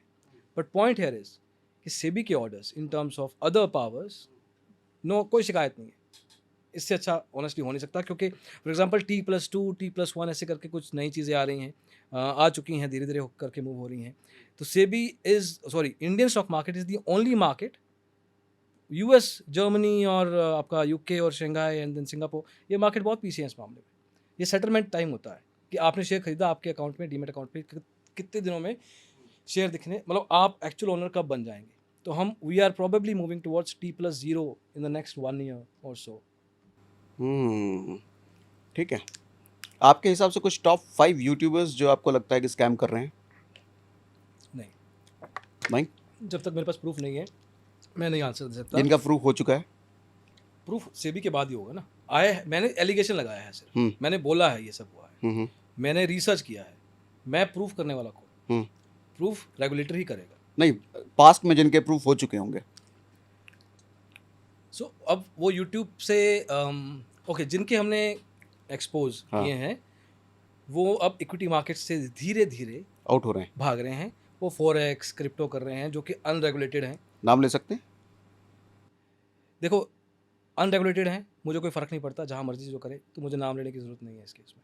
अगर आप इक्विटी मार्केट में गंद मचाने की कोशिश करोगे तो वह नाम लेके करते हैं इक्विटी मार्केट के अंदर। देखो, नाम लेना कोई वो कुछ, हम इनफाइनाइट बीकन करके 5,000 करोड़ रुपए का ग्रुप है जो कि आज की तारीख में पॉन्जी स्कैम चला रहा है। एक ब्रोकर के नाम पे, एक रजिस्टर्ड ब्रोकर के नाम पे दिखा रहे हैं कि ये ब्रोकर है, लेकिन एक्चुअल में पॉन्जी स्कीम चल रही है।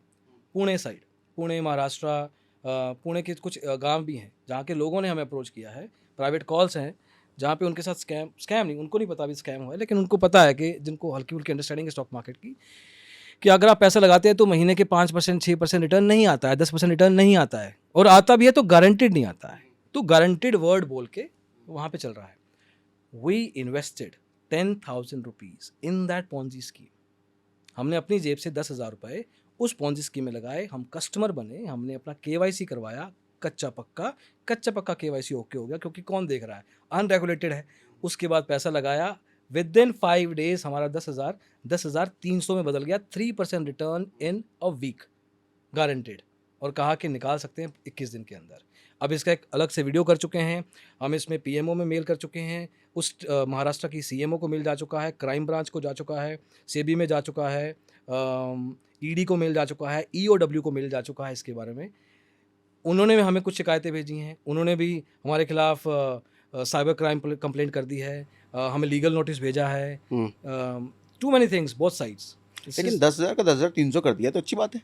अरे पॉन्जी स्कैम है, मतलब झूठ बोल के बनाया जा रहा है। हमने तो निकाल, मतलब हाँ, हमने मतलब निकाल आज दिए वो थे 10,000 का 15,000 भी करवा देंगे, कल पूरा 15 लेके निकल लेंगे। वो खुद लेके उड़ जाएंगे। हाँ। क्रेडिट बुल्स नाम का एक पॉन्जी स्कैम गुजरात, अहमदाबाद, सूरत में हुआ था और आज की तारीख में वो लड़का ऐसे 34-35 साल का मोरक्को में है। वो जिनके साथ हुआ है वो लोग पुलिस के चक्कर खा रहे हैं, एफआईआर हो चुकी है। जिसको पकड़ना है वो तो इंडिया में ही नहीं है। अच्छा, एक ये चीज़ बताओ, लोग इधर स्कैम करके दुबई, मोरक्को, सिंगापुर निकल लेते हैं या फिर उधर रह करके इंडिया में कर रहे हैं? नहीं, यहाँ से जब उसका भाग के क्या जाते इलाज हैं, है? उसका कोई इलाज नहीं है। मतलब दुबई में रह करके कोई इधर स्कैम कर रहा है तो उसको कुछ नहीं हो सकता, वो करता रहे, उस पर कोई एक्शन नहीं? क्योंकि यहाँ पे बात फिर सरकार पे आ जाती है ना। हम्म अब बात बड़ी हो गई, अब रेगुलेटर के ऊपर चली गई बात। हम्म अब पॉन्जी स्कैम कर रहा है, सेबी कहेगा, सेबी की भाषा में CIS करके कुछ होता है, कलेक्टिव इन्वेस्टमेंट स्कीम। मतलब ऐसा बोलना कि आपको रिटर्न मिलेंगे over a period of time, legal हो सकता है अगर आप CIS मतलब सेबी के अंडर रजिस्टर्ड हो तो सेबी CIS को देखता है। अगर कोई अनरजिस्टर्ड CIS पॉन्जी स्कैमर किसी भी तरीके से पॉन्जी करके चला जाता है तो सेबी का एक मेल आएगा कि दिस पर्सन या this entity, this company is running a Ponzi scam, exchange भी करेगा और आपको हिदायत दी जाती है, you are advised not to put your money into this company, full stop. SEBI इसके बाद कुछ नहीं करेगा, सेबी का काम भी नहीं है। सेबी क्यों करे? अनरजिस्टर्ड एंटिटी है ना। और बोला जाता है जब कि आपको खुद भी अवेयर होना पड़ेगा। हम सब कुछ ना रेगुलेटर पे, पुलिस पे, सरकार पे नहीं डाल सकते। We can only complain as long as जब हम रेगुलेटेड एंटिटीज़ के एटलीस्ट अंडर हैं। हमें वहाँ भी लालच नहीं करना चाहिए। बट अगर हम रेगुलेटेड एंटिटीज़ के, इतनी भी समझ नहीं है हमें कि रेगुलेटेड क्या है, अनरेगुलेटेड क्या है, और फिर हम अपने लालच में आके पैसा दे रहे हैं। लालच तो हमारा था ना। तो एक बात बताओ, बंदा दुबई में शटल है, शिफ्ट है, हाँ। रह रहा है, टेलीग्राम चल रहा है, उसके इंडिया में लोग जुड़ रहे हैं सर्टेन फीस लेकर के, चाहे कॉल टिप के नाम पे, रिकमेंडेशन के नाम पे, लोग फंसा रहे हैं, उस पर कोई एक्शन नहीं हो सकता? वो करता रहे दुबई में रह करके? हो सकता है अगर उसका बैंक अकाउंट इंडियन है तो। कुछ नहीं है, उसने दुबई में सब कर लिया। अरे पैसा जब कोई देगा तो कहीं ना कहीं तो देगा ना। हाँ। तो दुबई में कोई पैसा कैसे पहुंचाएगा? तो उसको एटलीस्ट इंडिया में बैंक अकाउंट रखना पड़ेगा उस स्कैमर को, अगर उसने इंडियन लोगों से पैसे लेने हैं तो। कोई लिंक देगा, कोई QR कोड देगा, कोई UPI ID देगा, कुछ देगा, वो इंडियन ही होगा। तो सेबी वहां तक जाके एक्शन लेती है? सेबी नहीं करेगा कुछ, साइबर पुलिस करती है। अच्छा।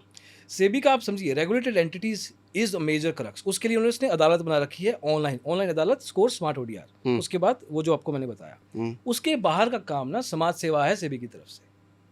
सेबी को जरूरत नहीं है, मैं शिकायत कर रहा हूँ ना कि 6 महीने लगते हैं, साल लगता है, वो एक आई एम क्राइंग, बस मैं रो रहा हूँ। बट एक्चुअल में सेबी का काम है ही नहीं वो। सेबी ने कह रखा है कि जो मेरे अंडर आते हैं मैं उसी को देखूंगा। आपको मैं साथ में बता भी रहा हूँ। हाँ, उसका एक अलग मुद्दा है जहाँ पे बताने की मदद आती है तो सेबी वहाँ पे भी फेल होता है। बट एटलीस्ट आपको अवेयर होना पड़ेगा कि अनरजिस्टर्ड क्या है, रजिस्टर्ड क्या है। तो रजिस्टर्ड वो हुआ जो कोई सेबी से रजिस्टर्ड है, उसी का रजिस्टर्ड कह रहे हो। सेबी से रजिस्टर्ड नहीं है तो वो अनरजिस्टर्ड एंटिटी हो गया। करेक्ट। तो तभी सेबी अभी चाहता है कि जो ये इन्फ्लुएंसर्स हैं वो रजिस्टर्ड हो जाए। इसलिए उसने अपने गार्ड्स डाउन कर दिए, अपने IA और RA की रेगुलेशंस को इतना नीचे कर दिया है, इससे नीचे हो ही नहीं सकता था। ये अलग शिकायत। क्या कम कर दिया है? मतलब एक कंसल्टेशन पेपर करके कुछ होता है, सेबी कोई नया रेगुलेशन आता है ना तो आज की तारीख में वो कंसल्टेशन पेपर निकालते हैं। मतलब कि एक नॉर्मल पब्लिक से पूछा जाए कि आपका क्या व्यू पॉइंट है इसके ऊपर। तो कंसल्टेशन पेपर पिछले 3-4 महीने पहले आया था IA और RA का। इन्वेस्टमेंट एडवाइज़र, रिसर्च एनालिस्ट, 2 होते हैं, थोड़ा सा फ़र्क होता है दोनों में, कि हम एक नया रूल लेके आने वाले हैं जहाँ पे आप पार्ट टाइम IA RA बन सकते हैं। आप अगर आप चाहें तो आप RA में फ़ीस का स्ट्रक्चर जो है उसको भी थोड़ा ऊपर नीचे कर सकते हैं। आपको बैकग्राउंड में ग्रेजुएशन बहुत है, पहले तो दे आर आस्किंग मास्टर्स या प्रोफेशनल डिग्री होनी चाहिए थी आज की तारीख में, लेकिन अगर आप ग्रेजुएट भी हैं तो भी चलेगा। अगर आप पहले मांगते थे 5 साल का एक्सपीरियंस, अगर आपके पास नहीं है चलेगा। 0 ईयर्स एक्सपीरियंस आपके पास है, आ जाइए, बस आ जाइए। सेबी इज़ वेरी डेस्परेट कि अभी आज की तारीख में सब लोग आ जाएं। हाँ, उसका एक अलग एंगल भी है कि सेबी चाहता है कि अंडर आ गए फिर मैं दबा लूँगा, एक बार आओ तो फिर मैं देख लूँगा। लेकिन आज की तारीख में कोई 18 साल का लड़का जिसने 18-20 साल का लड़का जिसने ग्रेजुएशन कर लिया है और वो कलर ट्रेडिंग कर रहा है तो वो IRA बन सकता है। ये कलर ट्रेडिंग क्या है? ये एक अलग स्कैम है। अलग अलग ऐप्स चलती हैं वियतनाम और चाइना से, जहाँ से वो लोगों को कहते हैं कि आपसे प्रॉफिट हो सकता है। प्रॉपर स्कैम, मतलब लोगों को पैसा नहीं लगाना चाहिए उसमें। क्या है ये, थोड़ा बताइए इसके बारे में। इट्स लक बेस्ड, मतलब लोग आते हैं, इन्फ्लुएंसर आते हैं, हम्म, उनको कहते हैं कि कलर ट्रेडिंग वाली ऐप्स कहती हैं कि आप पैसा लगाइए हमारी ऐप के थ्रू या लगवाइए, और जितना पैसा वो लगाएंगे उस पैसे का कट मिलेगा आपको, प्रॉफिट लॉस का नहीं, एक्चुअल रेवेन्यू का, like the turn over amount, उसका पैसा कट मिलेगा। ये लोग बनाते हैं वीडियो, लोग आते हैं उसमें पैसा डालते हैं, नुकसान करवाते हैं, लेकिन जिन्होंने पैसा लगवाया उनका पैसा तो बन गया। This is a very shady kind of scam that is going on. आपको इंस्टाग्राम पे इसके बारे में बहुत कुछ मिल जाएगा, और इस पर्टिकुलर टाइप ऑफ स्कैम से भी लाखों करोड़ों रुपए जा चुके हैं, और इसका ऑनेस्टली कोई जवाब नहीं है, कोई जवाब नहीं है। इसका कोई जवाब नहीं है। ना सेबी के अंडर आता है, ना आरबीआई के अंडर आता है। पुलिस में लगाओगे तो ऐप के खिलाफ शिकायत है, ऐप इंडिया में बेस्ड आउट है ही नहीं, प्रॉपर स्कैम। तो आप ऐसा बहुत कुछ चल रहा है। आई मीन आज की तारीख में इंडिया में अगर हम कहना कि कौन कौन सी इंडस्ट्री ग्रो कर रही है, तो अगर कोई स्कैमिंग इंडस्ट्री स्टॉक मार्केट पे लिस्ट हो जाए हम्म, तो उनका शेयर प्राइस बड़ा अच्छा जाएगा। हम्म। एक ये भी चीज़ है, ये बताओ सही है कि नहीं। बहुत सारे रील्स ऐसे देखने को मिलते हैं, मैंने लास्ट वीक ट्रेडिंग किया, 2.5-3 लाख का प्रॉफिट किया, अब मैं इस ब्रांड का इतने लाख का जूता खरीद रहा हूँ, इतने लाख का फ़ोन खरीद रहा हूँ, इतने लाख का कपड़े खरीद रहा हूँ, और आपको भी मेरी तरह लाइफ जीना है तो डिस्क्रिप्शन में लिंक है। ये तो 2021-22 की स्कैम है, मतलब ये तो पुराने हो गए, अभी भी चल रहे हैं। चल रहे हैं, लेकिन सी इसको कहते हैं इंड्यूसमेंट, जो मैं आपको वर्ड पहले बता रहा था ना, इसको इंड्यूस करना कहते हैं। इंड्यूस करने का मतलब क्या है कि फोमो इफेक्ट क्रिएट करना, कि आप फोमो मतलब फियर ऑफ मिसिंग आउट, कि ये देखो मेरे पास ये सब है, मेरे सब्सक्राइबर्स के पास ये सब है, और मैं गाड़ी इतना है, ये सब है। अब लोगों के मन में एक भावना क्रिएट करना कि उसको लगे कि यार इन सब के पास इतना कुछ है, मेरे पास क्यों नहीं है। अगर जो ये कह रहा है मैं इसकी बात मान लूँ तो शायद मेरे साथ भी हो सकता है। उस शायद पे वो ज़िंदगी चलती है। वो 5,000 से शुरू होती है और वो वैल्यू पता नहीं कहाँ तक चली जाती है। ये इंड्यूसमेंट हर कोई एंटिटी कर रही है, हर कोई एंटिटी, मतलब यूट्यूबर, इंस्टाग्रामर, ये रील्स पे ख़त्म नहीं होती है बात। अगर आप ब्रोकर, जो गलत तरह के ब्रोकर हैं, SEBI registered broker, specially full service broker, अब ये क्या ब्रोकर के ब्रोकर भी नॉन सेबी रजिस्टर्ड होते हैं? नहीं, सेबी रजिस्टर्ड ब्रोकर, हाँ, हाँ। सेबी रजिस्टर्ड ब्रोकर के जो आरएम होते हैं, आरएम मतलब उनका आरएम का मतलब क्या होता है यार, relationship manager. Relationship manager.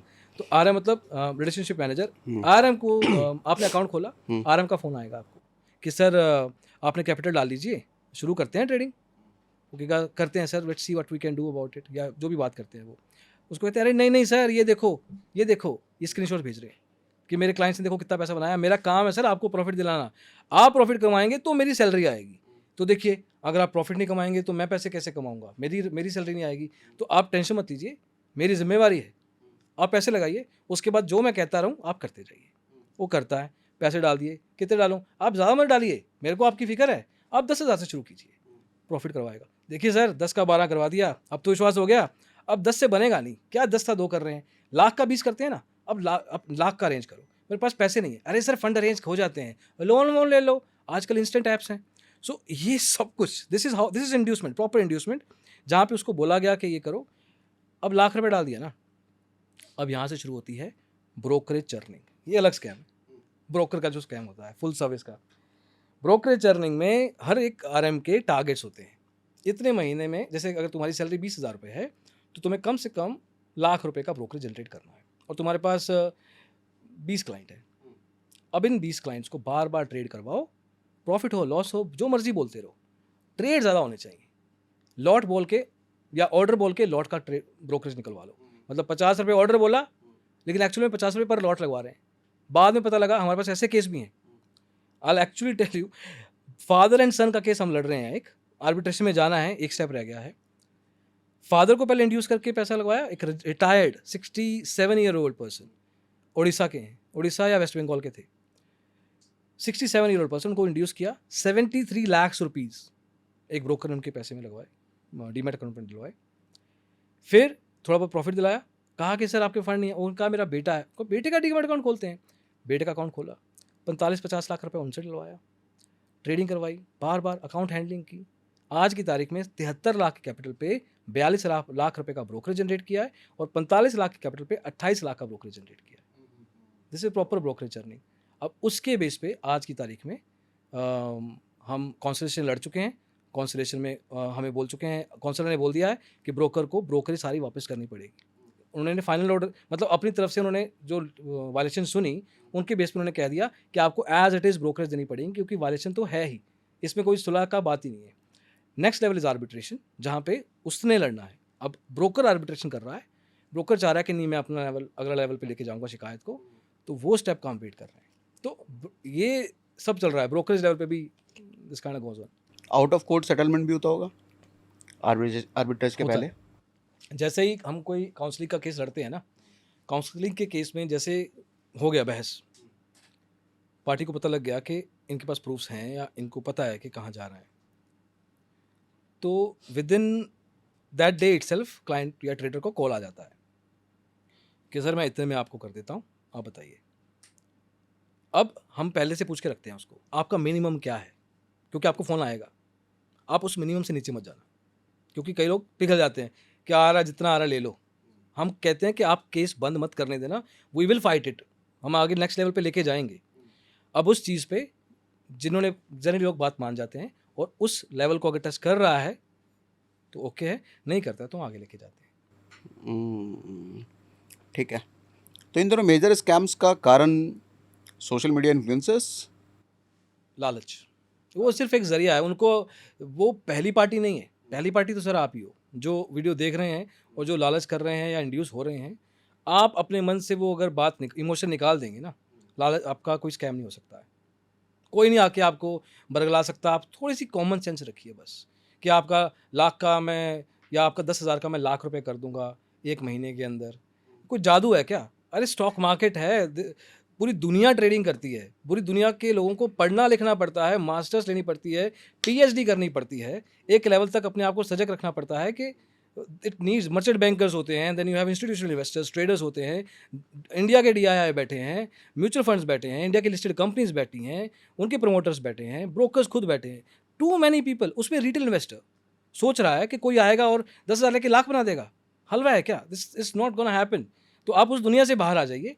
The only वे, पहली बात तो 10 का लाख हो ही नहीं सकता है 1 महीने के अंदर, मे भी 10 गुना अगर आप करना चाहते हैं तो 2-3 साल, प्रॉब्ली 4 साल के अंदर हो जाए 10 टाइम्स। लेकिन द ओनली वे, अगर आपको सच में पैसा मार्केट में कमाना है तो आपको पढ़ना पड़ेगा, सीखना पड़ेगा, सेल्फ स्टडी करो, नोट्स बनाओ, जो मर्जी करो, अपने आप से करो। कहीं से हेल्प नहीं है, वो आपकी चॉइस है, लेकिन आइडियली आपको नोट्स बनाने चाहिए। जैसे स्कूल में पढ़ते थे, हम ट्यूशन लेते थे, वहाँ की जो पढ़ाई है that is the best way to do it. अगर आप कहोगे कोई और आके मेरे को करके जाएगा, इंजीनियर कोई और आके नहीं बनता है, डॉक्टर कोई और आके नहीं बनता है, ट्रेडर भी कोई और आके नहीं बनेगा, खुद ही बनेगा। आपके हिसाब से कितने % सोशल मीडिया इन्फ्लुएंसर इन दिनों गलत कर रहे होंगे?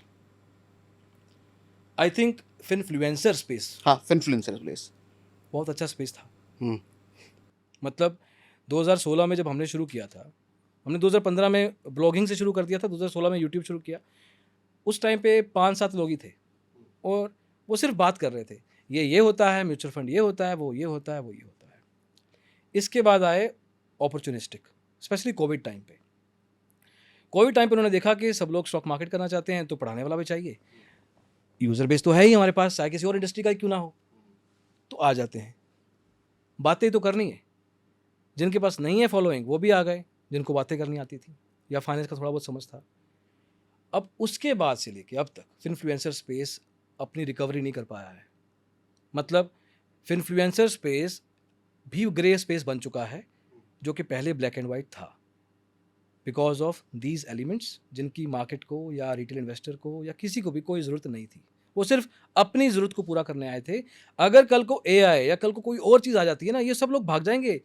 फॉरेक्स की तरफ कौन जा रहा है, क्रिप्टो की तरफ कौन जा रहा है? इसलिए जा रहे हैं ना, क्योंकि यहाँ पे उनको पता है कि रेगुलेशन स्ट्रांग हो रही हैं, एक्सपोज हो जाएंगे या पकड़े जाएंगे, लोगों का विश्वास खत्म हो जाएगा, तो नई इंडस्ट्री की तरफ मूव करना पड़ेगा। उसमें से कुछ यूज़र बेस, किसी का 1 मिलियन फॉलोअर है अगर, तो 1 लाख तो कैरी करेगा वो, तो नया जाके बना लेंगे वहाँ पे, या उनको वहाँ पे जाके इंड्यूस कर देंगे इस यूज़र बेस को, या नए यूज़र बेस को पकड़ लेंगे। इंड्यूस ही तो करना है, वो तो हमें करना आता है, इंड्यूस करके हम वहाँ पे ले आएंगे। This is how it works. तो finfluencer space, finfluencer, genuine finfluencer बहुत अच्छा स्पेस है, सब सही है 100%। ये जो बाकी के लोग हैं वो फिनफ्लुएंसर है ही नहीं। कितने % फिनफ्लुएंसर्स गलत कर रहे हैं इन दिनों आपके हिसाब से, लमसम? जेन्युइन फिनफ्लुएंसर कोई गलत नहीं कर रहा है। तो कितने % जेन्युइन होंगे? 5%, 5%, 95% जनरली 95%। स्कैमर ही है कुछ और नेम? यार। अच्छे स्पेस को कभी देखा ही नहीं है गलत लोगों से ही पला पड़ा हमेशा फॉर दैट मैटर। आप ले सकते हैं तो वो वाला गेम खेलना है तो वो गेम थोड़ा सा बिलो द बेल्ट हो जाएगा। बिलो द बेल्ट हो जाएगा, हाँ। हाँ ठीक है। तो फिनफ्लुएंसर्स में ही एक चीज़ और है, टेलीग्राम की जो हम बात कर रहे थे अभी, सेबी कहती है कि आरएस का सिर्फ टेलीग्राम हो सकता है रिकमेंडेशंस देने के लिए, ठीक है, बट 99% तो नॉन आरए वाले ही चल रहे हैं। तो उन पर एक्शन सेबी खुद नहीं ले सकती, किसी का कंप्लेंट होगा, मतलब वो रुकेंगे कब? वो नहीं रुकेंगे। अगेन रुकना ट्रेडर को ही है, कोई नहीं रुकेगा। सेबी कोई भगवान नहीं है आगे बस ये काम लगा रहे, उसके पास और भी काम है। First of all see Telegram, SEBI ने नहीं कहा कि टेलीग्राम ज्वाइन कर सकते हैं। फर्स्ट ऑफ ऑल टेलीग्राम मेरी नज़र में स्टॉक मार्केट की वो अंधेरी गली है जहाँ पे टिप्स नाम के वो ड्रग्स बेचे जाते हैं जिनका इस्तेमाल आपको नहीं करना चाहिए। Telegram is shady for stock market. जेनेडी ऐप कैसा है उसके बारे में मैं बात नहीं करना चाहूँगा, लेकिन यहाँ पे भी ज़्यादातर लोग पहले फ्री ग्रुप डालते हैं, उसमें टिप्स देते हैं, टिप्स देने के बाद उसको प्राइवेट ग्रुप का मैसेज करते हैं, वहाँ पे उसको अकाउंट हैंडलिंग, प्रॉफिट शेयरिंग। तो ये गलत आप किसको कह रहे हो? जो रजिस्टर्ड एंटिटी है वो तो अलाउड है, जो नॉन रजिस्टर्ड है वो गलत है। रजिस्टर्ड एंटिटी भी अकाउंट हैंडलिंग नहीं कर सकती है। हाँ देखो, लेकिन रिकमेंडेशंस तो वो दे ही सकते हैं, जैसे टीवी पे भी लोग देते हैं। इसमें भी देयर इज अ डिफरेंशिएशन। आईए होता है इन्वेस्टमेंट एडवाइजर, रिसर्च एनालिस्ट दूसरा होता है। आईए बिना रिस्क प्रोफाइलिंग के आपको टिप्स नहीं दे सकता। सेबी रजिस्टर्ड आईए विदाउट रिस्क प्रोफाइलिंग। अब इसका मतलब क्या है कि मेरे को पहले आपको एक फॉर्म भेजना पड़ेगा। आप बताइएगा आप कैपिटल कितना है, कितना रिटर्न एक्सपेक्ट करते हैं, कितना रिस्क ले सकते हैं, कितना लॉस खा सकते हैं। ऐसे 5-6 सवाल मैं पूछूंगा, आपकी रिस्क प्रोफाइलिंग हो गई, उसके बेस पे मैं आपको एडवाइस करूंगा। आपको एडवाइस करूंगा, इनको करूंगा, उनको करूंगा। सबका एडवाइस अलग अलग है क्योंकि सबका रिस्क एपेटाइट अलग अलग है, सबका कैपिटल अलग है, सबकी मार्केट एक्सपेक्टेशन अलग है। रिसर्च एनालिस्ट एक टिप देगा, वो सबको सब ले सकते हैं। तो यहाँ पे एक फ़र्क आ जाता है कि आपको ये चेक करना है कि अगर आपको जो टिप दे रहा है वो आईए आरए है, आरए दे सकता है टेलीग्राम पे फ्री के नाम पे, लेकिन आईए आपको बिना रिस्क प्रोफाइलिंग के नहीं दे सकता। और अगर आपने कोई सेबी आईए आरए का पैकेज भी लिया है तो उसके लिए आपको पहले केवाईसी करना पड़ेगा। केवाईसी मतलब आपको अपना पैन कार्ड, नाम, एड्रेस ये सब देना पड़ेगा, फॉर्म भरना पड़ेगा। अगर कोई आईए आरए सेबी रजिस्टर्ड आपकी केवाईसी नहीं कर रहा है तो अगेन वो इलीगल है। केवाईसी नहीं कर रहा, फीस ले रहा है, टिप्स दे रहा है। इतना टाइट स्पेस है, यही है बस, इतना ही कर सकते हैं टेलीग्राम में। उसके बाहर जो भी चल रहा है ना टेलीग्राम में, एवरीथिंग इज इलीगल। प्रॉपर लिखा जा रहा है, आप पैसा डालिए, अकाउंट हैंडलिंग, इतना % शेयरिंग, ये वो प्रॉपर लिखा हुआ है। मतलब इस पे वीडियोस कर चुके हैं हम, और लोग दे देते हैं पैसा। That's a big problem. जबरदस्त, खतरनाक, प्रॉपर खतरनाक है। एंड ऑनेस्टली एक मेरे को देना bottle. This goes and on Sagar ji, this is endless. मेरा एक सवाल है कि जैसे आपने सेबी की बात की, रेगुलेटर की बात की, यूएस का जैसे रेगुलेटर है, एसईसी हो गया, उनका हमने देखा है कि उनका जब डंडा पड़ता है किसी पे भी, चाहे वो मिडॉफ का एग्जांपल ले लेते हैं, रिसेंट अगर लें, तो बहुत तेज बढ़ता है। हिंदुस्तान में अगर आप फाइनेंशियल फ्रॉड कर भी देते हैं, मतलब आप रामलिंग राजू भी हैं जो बुक्स कुक कर रहे हैं और कह रहे हैं हाँ मैंने कुक की, तब भी 7 साल की होती है कैद। करेक्ट। लेकिन मैडॉफ को जिस तरीके से उसका एग्जांपल, उसका ही नहीं मतलब उससे पहले भी एग्जांपल, तो सेबी के पास बहुत पावर है। आपने एकदम सही कहा, बहुत सारी पावर है, लेकिन सेबी वैसा कोई एग्जांपल सेट करती हुई नहीं दिखती है। आपने एक शायद वीडियो बनाया है कि एक आरए था जिसके अगेंस्ट केस मतलब कुछ कंप्लेंट आई, लेकिन उसको उस तरीका फाइंड नहीं किया जो वो डिजर्व करता था। तो ये कब देखने को मिलेगा? और जब तक एग्जांपल सेट नहीं हो, खासतौर से हम लोग सेकंड लार्जेस्ट स्टॉक मार्केट हो चुके हैं मेरे ख्याल से, सेकंड या थर्ड लार्जेस्ट है, तो ये जब तक नहीं होगा तब तक तो ये चलता रहेगा। मतलब कम से कम कुछ तो हो, मतलब Madoff is a recent example बोल सकते हैं। that is example that we are aware of. There are a lot of examples under SEC जिसके बारे में पता ही नहीं है यूएस मार्केट में। सी SEC का क्या है? Securities and exchange commission US का स्टॉक मार्केट रेगुलेटर है ये। सो SEC का जो मेजर काम है ना, वो 2 मेजर काम है, investor awareness education and whistle blower policy. India में भी है, किसी को नहीं पता है। और सेबी उसको ज़्यादा तवज्जो भी नहीं देता है फॉर सम रीज़न, शायद देता हो लेकिन मैंने तो नहीं सुना। अब विसल ब्लोअर पॉलिसी में एसईसी कहता है कि आप हमें बताओ हमारी गलती, मतलब एसईसी के अंदर कुछ गलत हो रहा है ना, तो आप बताओ हमें, हम एक्शन लेंगे। इस साल I am telling you the actual number, इस साल एसईसी ने विसल ब्लोअर्स को अराउंड $240 मिलियन गिव अवे किए हैं। दैट, और ये पैसा कहाँ से रहा है? रिकवरी होता है, इलीगल गेन्स कहते हैं, इल गोटन गेन्स कहते हैं इनको। इल गोटन गेन्स अगर आप कहीं से निकलवाते हो विसल ब्लोअर बन के, तो आपको उस इल गोटन गेन्स का 10 to 30% ऑफ द वैल्यू मिलता है as per the return document of SEC. और अभी इस महीने फॉर दैट मैटर 2 लड़कों को $12 मिलियन और एक बंदे को $10 million in terms of recovery दिया है, बिकॉज एसईसी सेज कि boss I am happy if you criticise me, if you tell me if I am wrong, और मेरे को बताओ कि कहाँ कहाँ पे कौन कौन है हमारे सिस्टम के अंदर जो करप्ट कर रहा है, क्योंकि जो ऐसे भी बार आता है, क्योंकि जो एसईसी के अंदर करप्ट होगा वो करप्शन बाहर तक जाएगी, वो कहीं ना कहीं किसी लिस्टेड कंपनी के साथ, किसी लिस्टेड कंपनी के प्रमोटर के साथ, रेगुलेटर उसके मैनेजमेंट के साथ लिंक्ड होगा। तो उसकी करप्शन सिर्फ यहाँ पे खत्म थोड़ी होती है, सर फाइल पास करवा दो, आईपीओ क्लियर करवा दो। मर्चेंट बैंकर आ जाते हैं, मर्चेंट बैंकर के खुद के टारगेट्स होते हैं। मर्चेंट बैंकर कहता है मैं एक छोटी एसएमई का आईपीओ लेके आ रहा हूँ, एक बाइक की कंपनी है, बाइक की कंपनी नहीं है सॉरी, बाइक का शोरूम है, 80 करोड़ रुपये चाहिए, आप करवा दीजिए। अब आज की तारीख में सेबी ने अभी पिछले ऑर्डर निकाला है जिसमें बीएससी ने इन्वेस्टिगेट किया एक एसएमई कंपनी जिसने करीब 48 करोड़ रुपया उसने रेज किया था।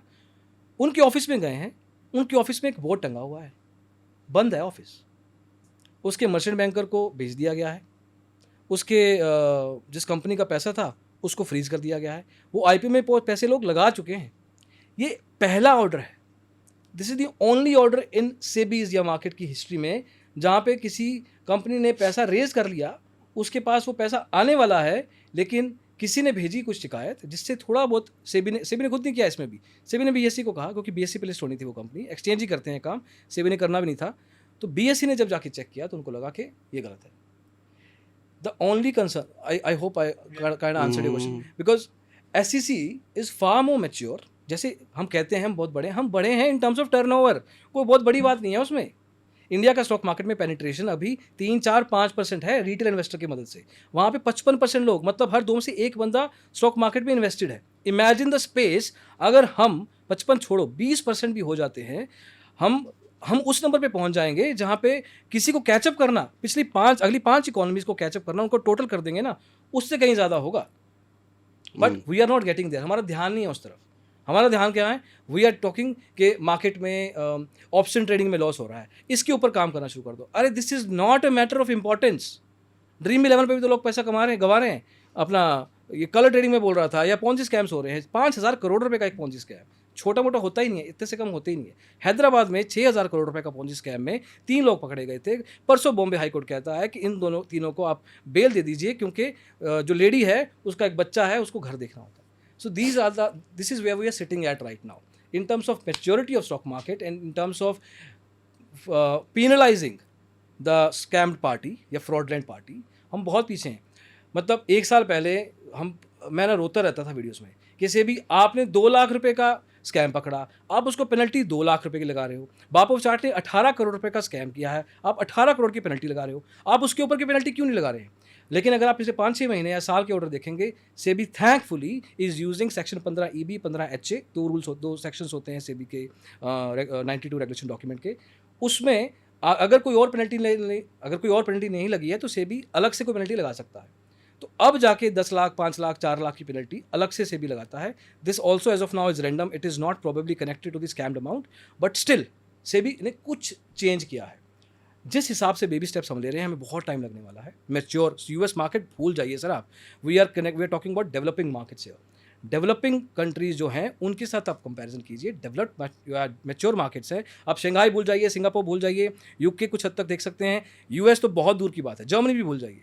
In terms of regulation we are far far far off. मेरा इसमें वही फॉलोअप क्वेश्चन है कि रेगुलेशन की आपने बात की, लेकिन कहीं ना कहीं हम लोग रेगुलेशन सही है, रेगुलेशन की implementation in the focus of the regulator. मतलब हम लोग जैसे एफिशिएंसी बढ़ाने में, आपने जैसे मेंशन किया T1 से T0 हो जाएंगे बहुत जल्दी, जो कि बाकी के एक्सचेंजेस में नहीं होता। लेकिन जो आपने बात की कि अगर 20% पेनिट्रेशन हो गया मार्केट का, और सेबी के लिए बहुत आसान है ये कहना कि आपने जैसे एग्जांपल दिया कि वो पॉन्जी स्कीम रजिस्टर्ड नहीं है हमारे पास तो हम कुछ नहीं कर सकते, लेकिन ये कब तक चलेगा? 20% अगर हो जाएगा तो आप ये सोचिए ना, अभी जिस स्कैम्स के लिए आप लड़ रहे हैं, जिसके लिए आप शिकायतें कर रहे हैं, जो आप 10 से 15,000 करना चाहते हैं, लेकिन जब तक कुछ इस तरीके स्टैंडर्ड तय नहीं किया जाएगा तो ऐसी, फिर मैं वही एग्जांपल लूंगा कि वो लोग अनरेगुलेटेड में भी जाते हैं। मतलब अगर कोई हिंडनबर्ग निकोला का वो कर लेता है, उसके अगेंस्ट शिकायत लेके आता है तो उसकी लगाई जाती है अच्छी तरीके से। तो ये एग्जांपल सेट करने से मुझे लगता है, मतलब बाकी आपको पता है, और आपको मैं दोनों को पूछ रहा हूँ, आपको पता है कि आप एनसीआर में हो, मंडे और ट्यूसडे का सेबी का दिल्ली, साउथ दिल्ली में अवेयरनेस प्रोग्राम है, आपको पता है? नहीं। आप मार्केट से कनेक्टेड हो, प्रॉपर कनेक्टेड हो? नहीं पता। नहीं पता ना? इस साल, this year, SEBI 43,000 awareness programmes कर चुका है। कर चुका है? कर चुका है सर, कर चुका है। The problem with those awareness programmes is SEBI is not awaring people that they are doing awareness programmes. SEBI promote नहीं कर रहा है। सेबी का एक आईपीएफ करके फंड होता है। फोकस ये नहीं होना चाहिए कि पकड़ना है, फोकस ये होना चाहिए अवेयर कर दो यार। तुम गांव गांव में जाके बता दो कि ये इस तरह के लोग आ सकते हैं, इन गिद्धों से बच के रहना। वो भी तो आते हैं ना शामियाना लगाकर, आप लगा लीजिए शामियाना, आप बता दीजिए लाउड स्पीकर पे कि ये हो सकता है, बच जाना। दूरदर्शन पे ऐड चला दो आप लोकल अखबारों में या पंचायती में बोर्ड लगा दो, छोटे छोटे सेमिनार्स, लोकल एफिलिएशंस कर लीजिए, स्कूल्स कॉलेजेस में जाइए, यूनिवर्सिटीज़ में जाइए। आईपीएफ करके कुछ होता है, उस पर आता हूँ मैं, इन्वेस्टर प्रोटेक्शन एजुकेशन फंड।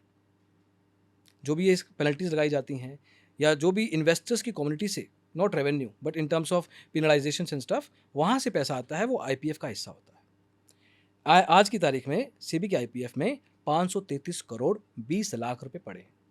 आज का fresh number. Just give me an idea, percentage level पे कितना प्रतिशत सेबी ने पिछले साल 2024 फाइनेंशियल ईयर इस 533 करोड़ में से खर्च किया होगा? कह नहीं सकते। आइडिया 10-20%। 10-20%? आप बताइए। 43,000 किया है तो 10-15%, 20%। 0.5%।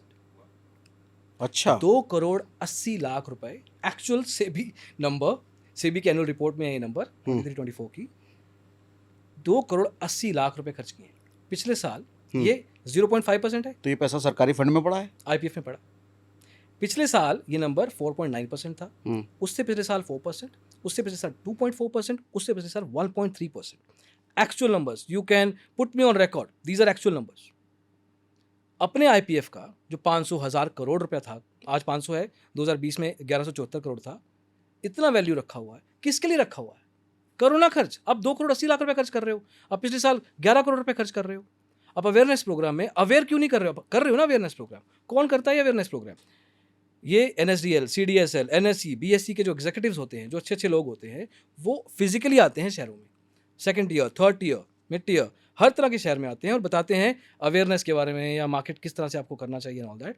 हर इस तरह के सेशन का ऑन एन एवरेज 50 से 55 लोग, as per the numbers of SEBI. मुझे नहीं पता कि वो नंबर्स एग्जैक्टली क्या हैं, but in terms of SEBI की रिपोर्ट में, हाँ, पिछले साल जैसे मैं कह रहा हूँ आपको कि इतने 43,000 किया है, इसका भी सेग्रीगेशन है यार कि 25,000 स्मार्ट प्रोग्राम है, ऐसा ART करके इनका प्रोग्राम है, और उसके अलावा रीजनल प्रोग्राम्स हैं, उसके बाद AMF और AMCs कुछ करती हैं, वो कुछ 17,000 प्रोग्राम्स हैं। अब इन प्रोग्राम्स में 50 से 70 लोग ऑन एवरेज पर सेशन आते हैं, but why can't it be 500? Why can't it be proper? पूरा का पूरा गांव क्यों नहीं आ सकता? 1000 लोग क्यों नहीं आ सकते? 1000 लोग आएंगे, वो 1000 शायद एक एक बंदे को बताएंगे तो 2000 हो गया, शायद उसके बाद और ये नेटवर्किंग इफेक्ट बढ़ेगा। 50 लोग कितने लोगों को बता देंगे? और पता ही नहीं है, आपको नहीं पता है। चंडीगढ़ में 23 सितंबर को मोहाली में, चंडीगढ़ में था, मुझे नहीं पता था, रिसर्च में सामने आया। अब अगली बार होगा तो मैं जाऊँगा और उसका एक रिव्यू करेंगे। But awareness is the only solution, and creating awareness about awareness is also required. You can't just expect के अपन पहुंच गए हैं, लोकल लोगों को बोल देंगे, कुछ आ जाएंगे 50-55 लोग और हो गया। और आज अवेयर करना तो बहुत आसान है। इन्फ्लुएंसर्स को पकड़ लें, उनको बोल दें। See, I don't think SEBI should partner with any influencer. अच्छा। सेबी का कोई कनेक्शन नहीं होना चाहिए, क्योंकि यू नेवर नो कि कौन कैसा हो कल को। ये तो मैं पर्सनल एग्जांपल से बता रहा हूँ। और चोर पुलिस की दोस्ती नहीं होनी चाहिए। हाँ, चोर नहीं, जेन्युइन इन्फ्लुएंसर जो है ना, उसके साथ भी पार्टनरशिप मत करो। वो भी कल का इंजेन्युइन हो सकता है। You never know. कि कब किसका दिमाग खराब हो जाए, वो सेबी करके फिरेगा बाहर, पुरानी वीडियो दिखाएगा या पुराना सर्टिफिकेट दिखाएगा और लोगों को ऑफलाइन बेवकूफ़ बना सकता है। Absolutely. SEBI should stay away from YouTube, SEBI should stay away from influencers. अब एसईसी की बात कर रहे थे ना, एसईसी का यूट्यूब चैनल है, एसईसी का इंस्टाग्राम प्रोफाइल है, एसईसी ट्विटर पे है और ट्वीट करता है। सेबी ने लास्ट ट्वीट 2020-21 में किया था। मतलब आप सेबी को टैग कर सकते हैं, that's the best you can do. SEBI does not talk on social media, कोई यूट्यूब का कोई इंस्टा कुछ प्रेजेंस नहीं है। They are away from social media, they should be an influencer themselves. वो सोशल मीडिया पे खुद आने चाहिए, खुद उनके अलग से कंटेंट टीम होनी चाहिए इन हाउस, उनकी सैलरी के ऊपर, और उनको बार बार इन्फ्लुएंस करना चाहिए, अपने कंटेंट की एड्स चलानी चाहिए ताकि डिजिटल स्पेस में वो अपना फुटप्रिंट या अपना जो विड्थ है वो बढ़ा सकें। उनको किसी और की ज़रूरत नहीं होनी चाहिए, because SEBI is the ultimate authority. SEBI को ये खुद समझना पड़ेगा और खुद ही आना पड़ेगा। ये समझना कि इन्फ्लुएंसर कर देंगे, अच्छे वाले कौन से हैं, बुरे वाले, हार्डली मैटर्स। आज अच्छा कल का बुरा, आज बुरा कल का अच्छा हो सकता है, मन चेंज हो सकता है। You can't depend on a person, you have to depend on yourself. आप भी एक संस्था हो ना, आपको एक पावर दी गई है ना फाइनेंस मिनिस्ट्री की तरफ से, आप उसको यूज़ करो। Be where the retail investor is. अगर एसईसी कर सकता है तो आप क्यों नहीं कर सकते? अगर आपको मैच्योर बनना है, ये बाकी चीज़ें करनी है, तो क्वाजी जुडिशियल में या रिटेल इन्वेस्टर के साथ कनेक्शन में, वहाँ पे भी आप अपने आप को लेके आइए ना। आप ये क्यों एक्सपेक्ट कर रहे हैं कि वो गलत है वो झूठा है? आप आ गए तो गलत झूठा आप खुद बता दीजिए। अमेजिंग यार, मानना पड़ेगा, बढ़िया है। आप मेहनत करा है, आपने बहुत मेहनत करा है सर। ये मेहनत हैंड्स ऑन है। मैं जब कह रहा हूँ ना, मैं कोई ग्लोरीफाई नहीं कर रहा हूँ, मैं 14 घंटे काम करता हूँ, मैं एक्चुअली करता हूँ। इसके लिए मुझे I have to sacrifice my family life, I have to sacrifice my social life. I don't remember मैं लास्ट टाइम मूवी कब देखने गया था, and I don't regret it. मुझे कोई ऐसा दुख नहीं है मैं मूवी देखने नहीं गया हूँ। I love what I do, मैं उसके लिए ही बना हूँ, एंड थैंक गॉड मेरे को पता लग गया मैं उसके लिए बना हूँ, और उसके लिए फिर I don't do anything else. हम यही करते हैं, हमारी टीम भी वैसे बनती है, हमारा काम भी वैसा होता है। अगर किसी बंदे ने अपने नंबर्स पूरे करने के लिए कुछ भी ऐसा कर दिया, ऑडिटर्स बैठे हुए हैं हमारी टीम के अंदर, हम खुद को रेगुलेट करते हैं। अगर किसी का कुछ कॉल में कुछ गलत पकड़ा गया, we take actions ourselves. We don't say अरे कोई बात नहीं, टारगेट पूरा करने के चक्कर में कर रहे हैं। Why? We have our own regulations. हमारे जो टीम मेंबर्स है ना, जो मैं बोल रहा हूँ, आप कोई भी रैंडम टीम मेंबर को उठाएंगे ना, उसको रेगुलेशंस पता है, because I train them personally on regular basis. हर दूसरे सैटरडे मेरा एक सेशन होता है टीम के साथ, जहाँ पे कोई भी नया ऑर्डर आया है, नया कुछ रेगुलेशन आया है, उसके बारे में विद सेक्शंस नोट पैड लेके आओगे सेशन में मेरे, ये बोल के सेशन ले देता हूँ मैं, नोट करवाता हूँ। उसके बाद 2 हफ्ते बाद टेस्ट होता है उनका, so that they know what they are doing. उन नंबर्स को फिर वो आगे जाके यूज़ करते हैं अपने ऑर्डर्स में, जहाँ पे उनको सेबी को रिप्रेजेंट करना है या सेबी को प्रेजेंट करना है, व्हाटएवर। तो इस नॉलेज को एज अ अवेयरनेस आप यूट्यूब पे क्यों नहीं डालते? लोगों को भी समझ आएगा। डालते हैं ना, उस भाषा में डालते हैं जिस भाषा में समझ में आएगा। We talk about that regulations. अब देखिए, अगर मैं कहूँ कि सेबी का 15B 15H ऐसे बोलता है, वो नहीं समझ आएगा क्या है। बट अगर मैं कहूँ कि ये देखिए, जैसे आप शॉर्ट्स देखेंगे ना अगर हमारे, तो देखिए सेबी का आर्य बोल रहा है कि सीए की जॉब छोड़ दो, सीए की जॉब में क्या पड़ा है, आप एक काम करो, आप मेरा सब्सक्रिप्शन लो और आप अमीर हो जाओ। सीए वाले क्या कर रहे हैं, पहले 5 साल धक्के खाए हैं, अब जाके इनको 9 to 5 करना पड़ेगा, और क्या मिलना है इनको, 8 लाख रुपया, आप पैकेज ले लो। अब उस वीडियो, उस स्क्रीनशॉट को हम दिखाते हैं, क्योंकि हम पार्ट थे उस ग्रुप का, उस स्क्रीनशॉट को हम दिखाते हैं कि ये बंदा इंड्यूस कर रहा है आप लोगों को, और आपको कह रहा है कि आप उनका पैकेज खरीद लो, आप एक फॉर्मल एजुकेशन को छोड़ दीजिए। This is a violation of this act, आपको ये नहीं करना चाहिए। और worst part specifically in this cases कि जो ये बंदा बोल रहा है ना, वो खुद एक सीए है। सो हमारे कंटेंट का तरीका वैसा हो जो दूसरा बंदा ना खाने में ईजी हो, डाइजेस्ट करने में ईजी हो। This the only way we create content, कि यार दूसरे को खाना वो खिलाओ जो डाइजेस्ट आराम से हो सके। कोई उसको तुम ऐसा हार्डकोर कुछ दोगे ना, दिस इज़ प्योरली टेक्निकल। मतलब who are my friends right now, people who are lawyers, जो सेबी में they work with SEBI, they work with exchanges people, और ऐसे कुछ हैं, मतलब ऐसा 1-2 नहीं है, देर आर फ्यू। और ऐसा नहीं है कि मैंने ढूंढा है, जिनको आप ढूंढ रहे होते हो वो भी आपको ढूंढ रहे होते हो। तो दिस अल्टीमेटली अपने आप से ही बन जाता है ऐसा नेटवर्क। सो हमारी बातें भी वैसी होती हैं। कोई ऑर्डर आता है, व्हाट्सएप आ जाएगा, ये ऑर्डर देखा आपने, तो ऑर्डर ये वाला पार्ट देखना, ये पेज नंबर चेक करो, ये देखो नई चीज़ निकाली सेबी ने। These are the conversations we have. मतलब मैं आपको व्हाट्सएप पे ऑफ रिकॉर्ड दिखाऊंगा कि what kind of conversations we are having. So purely technical, proper, and honestly when we do all this, अच्छा भी लगता है बट जो केसेस मैं आपको पहले बता रहा था उनको सुनते हैं, it feels bad as well. Aseem ji, मेरे को तो बहुत मज़ा आया। फर्स्ट टाइम हमने इस तरह का पॉडकास्ट करा है, और आप लोगों को लगता है कि कुछ सवाल अगर बच गए हैं जो आपको असीम जी से पूछने चाहिए थे, तो आप तो डायरेक्ट इनसे पूछ ही सकते हैं, लेकिन आप चाहते हैं कि हम असीम जी को दोबारा इनवाइट करें और हम वो सवाल करें, तो आप कमेंट बॉक्स में हमें बता सकते हैं। अगर नंबर्स ज़्यादा हैं तो हम कोशिश करेंगे दोबारा इनवाइट करने का असीम जी को। सो थैंक यू असीम जी, 3 घंटे का ट्रैफिक झेलते हुए यहाँ तक पहुँचने के लिए। Worth it, totally worth it, and thank you so much Sagar ji thank you. For being so patient, for waiting during मैं जब ट्रैफिक में था। And secondly I love the conversation, और आपका बात करने का और सवाल पूछने का तरीका बहुत बेबाक है। This is I totally respect, because मैं भी इसी तरह की कॉन्वर्जेसन्स में बिलीव करता हूँ कि you ask the hard questions. आप सवाल पूछो, बट वो सवाल पूछो जो कोई नहीं पूछता है, जो टफ सवाल है, जिनके आंसर सच में कुछ भी हो सकते हैं, वो आंसर निकालना, दैट्स वन थिंग। एंड जो मैं एक इमेज लेके आया था, I am pretty much happy कि वो इमेज सही थी। तो ये बताओ इमेज क्या थी? जो अब मैं बता रहा हूँ यही हाँ। इमेज थी अच्छा, यही image कि थी। यू आर अ पर्सन जो कि अलग अलग इंडस्ट्रीज के बारे में पॉडकास्ट करते हैं आप, तो it requires a lot of research. जैसे मैं आपको पहले ऑफ रिकॉर्ड बता रहा था कि इसका भी एक बहुत रिसर्च का लेना देना है, उस इंडस्ट्री को समझना, उसके बारे में सवाल पूछना आसान नहीं होता है। अपन ये बात नहीं कर रहे हैं आपको कैसा लगा, आपने ये पढ़ाई कैसे की, so we are not talking about, हम इन डेप्थ बातें कर रहे हैं। So I respect that conversation from your end. Thank you Aseem ji.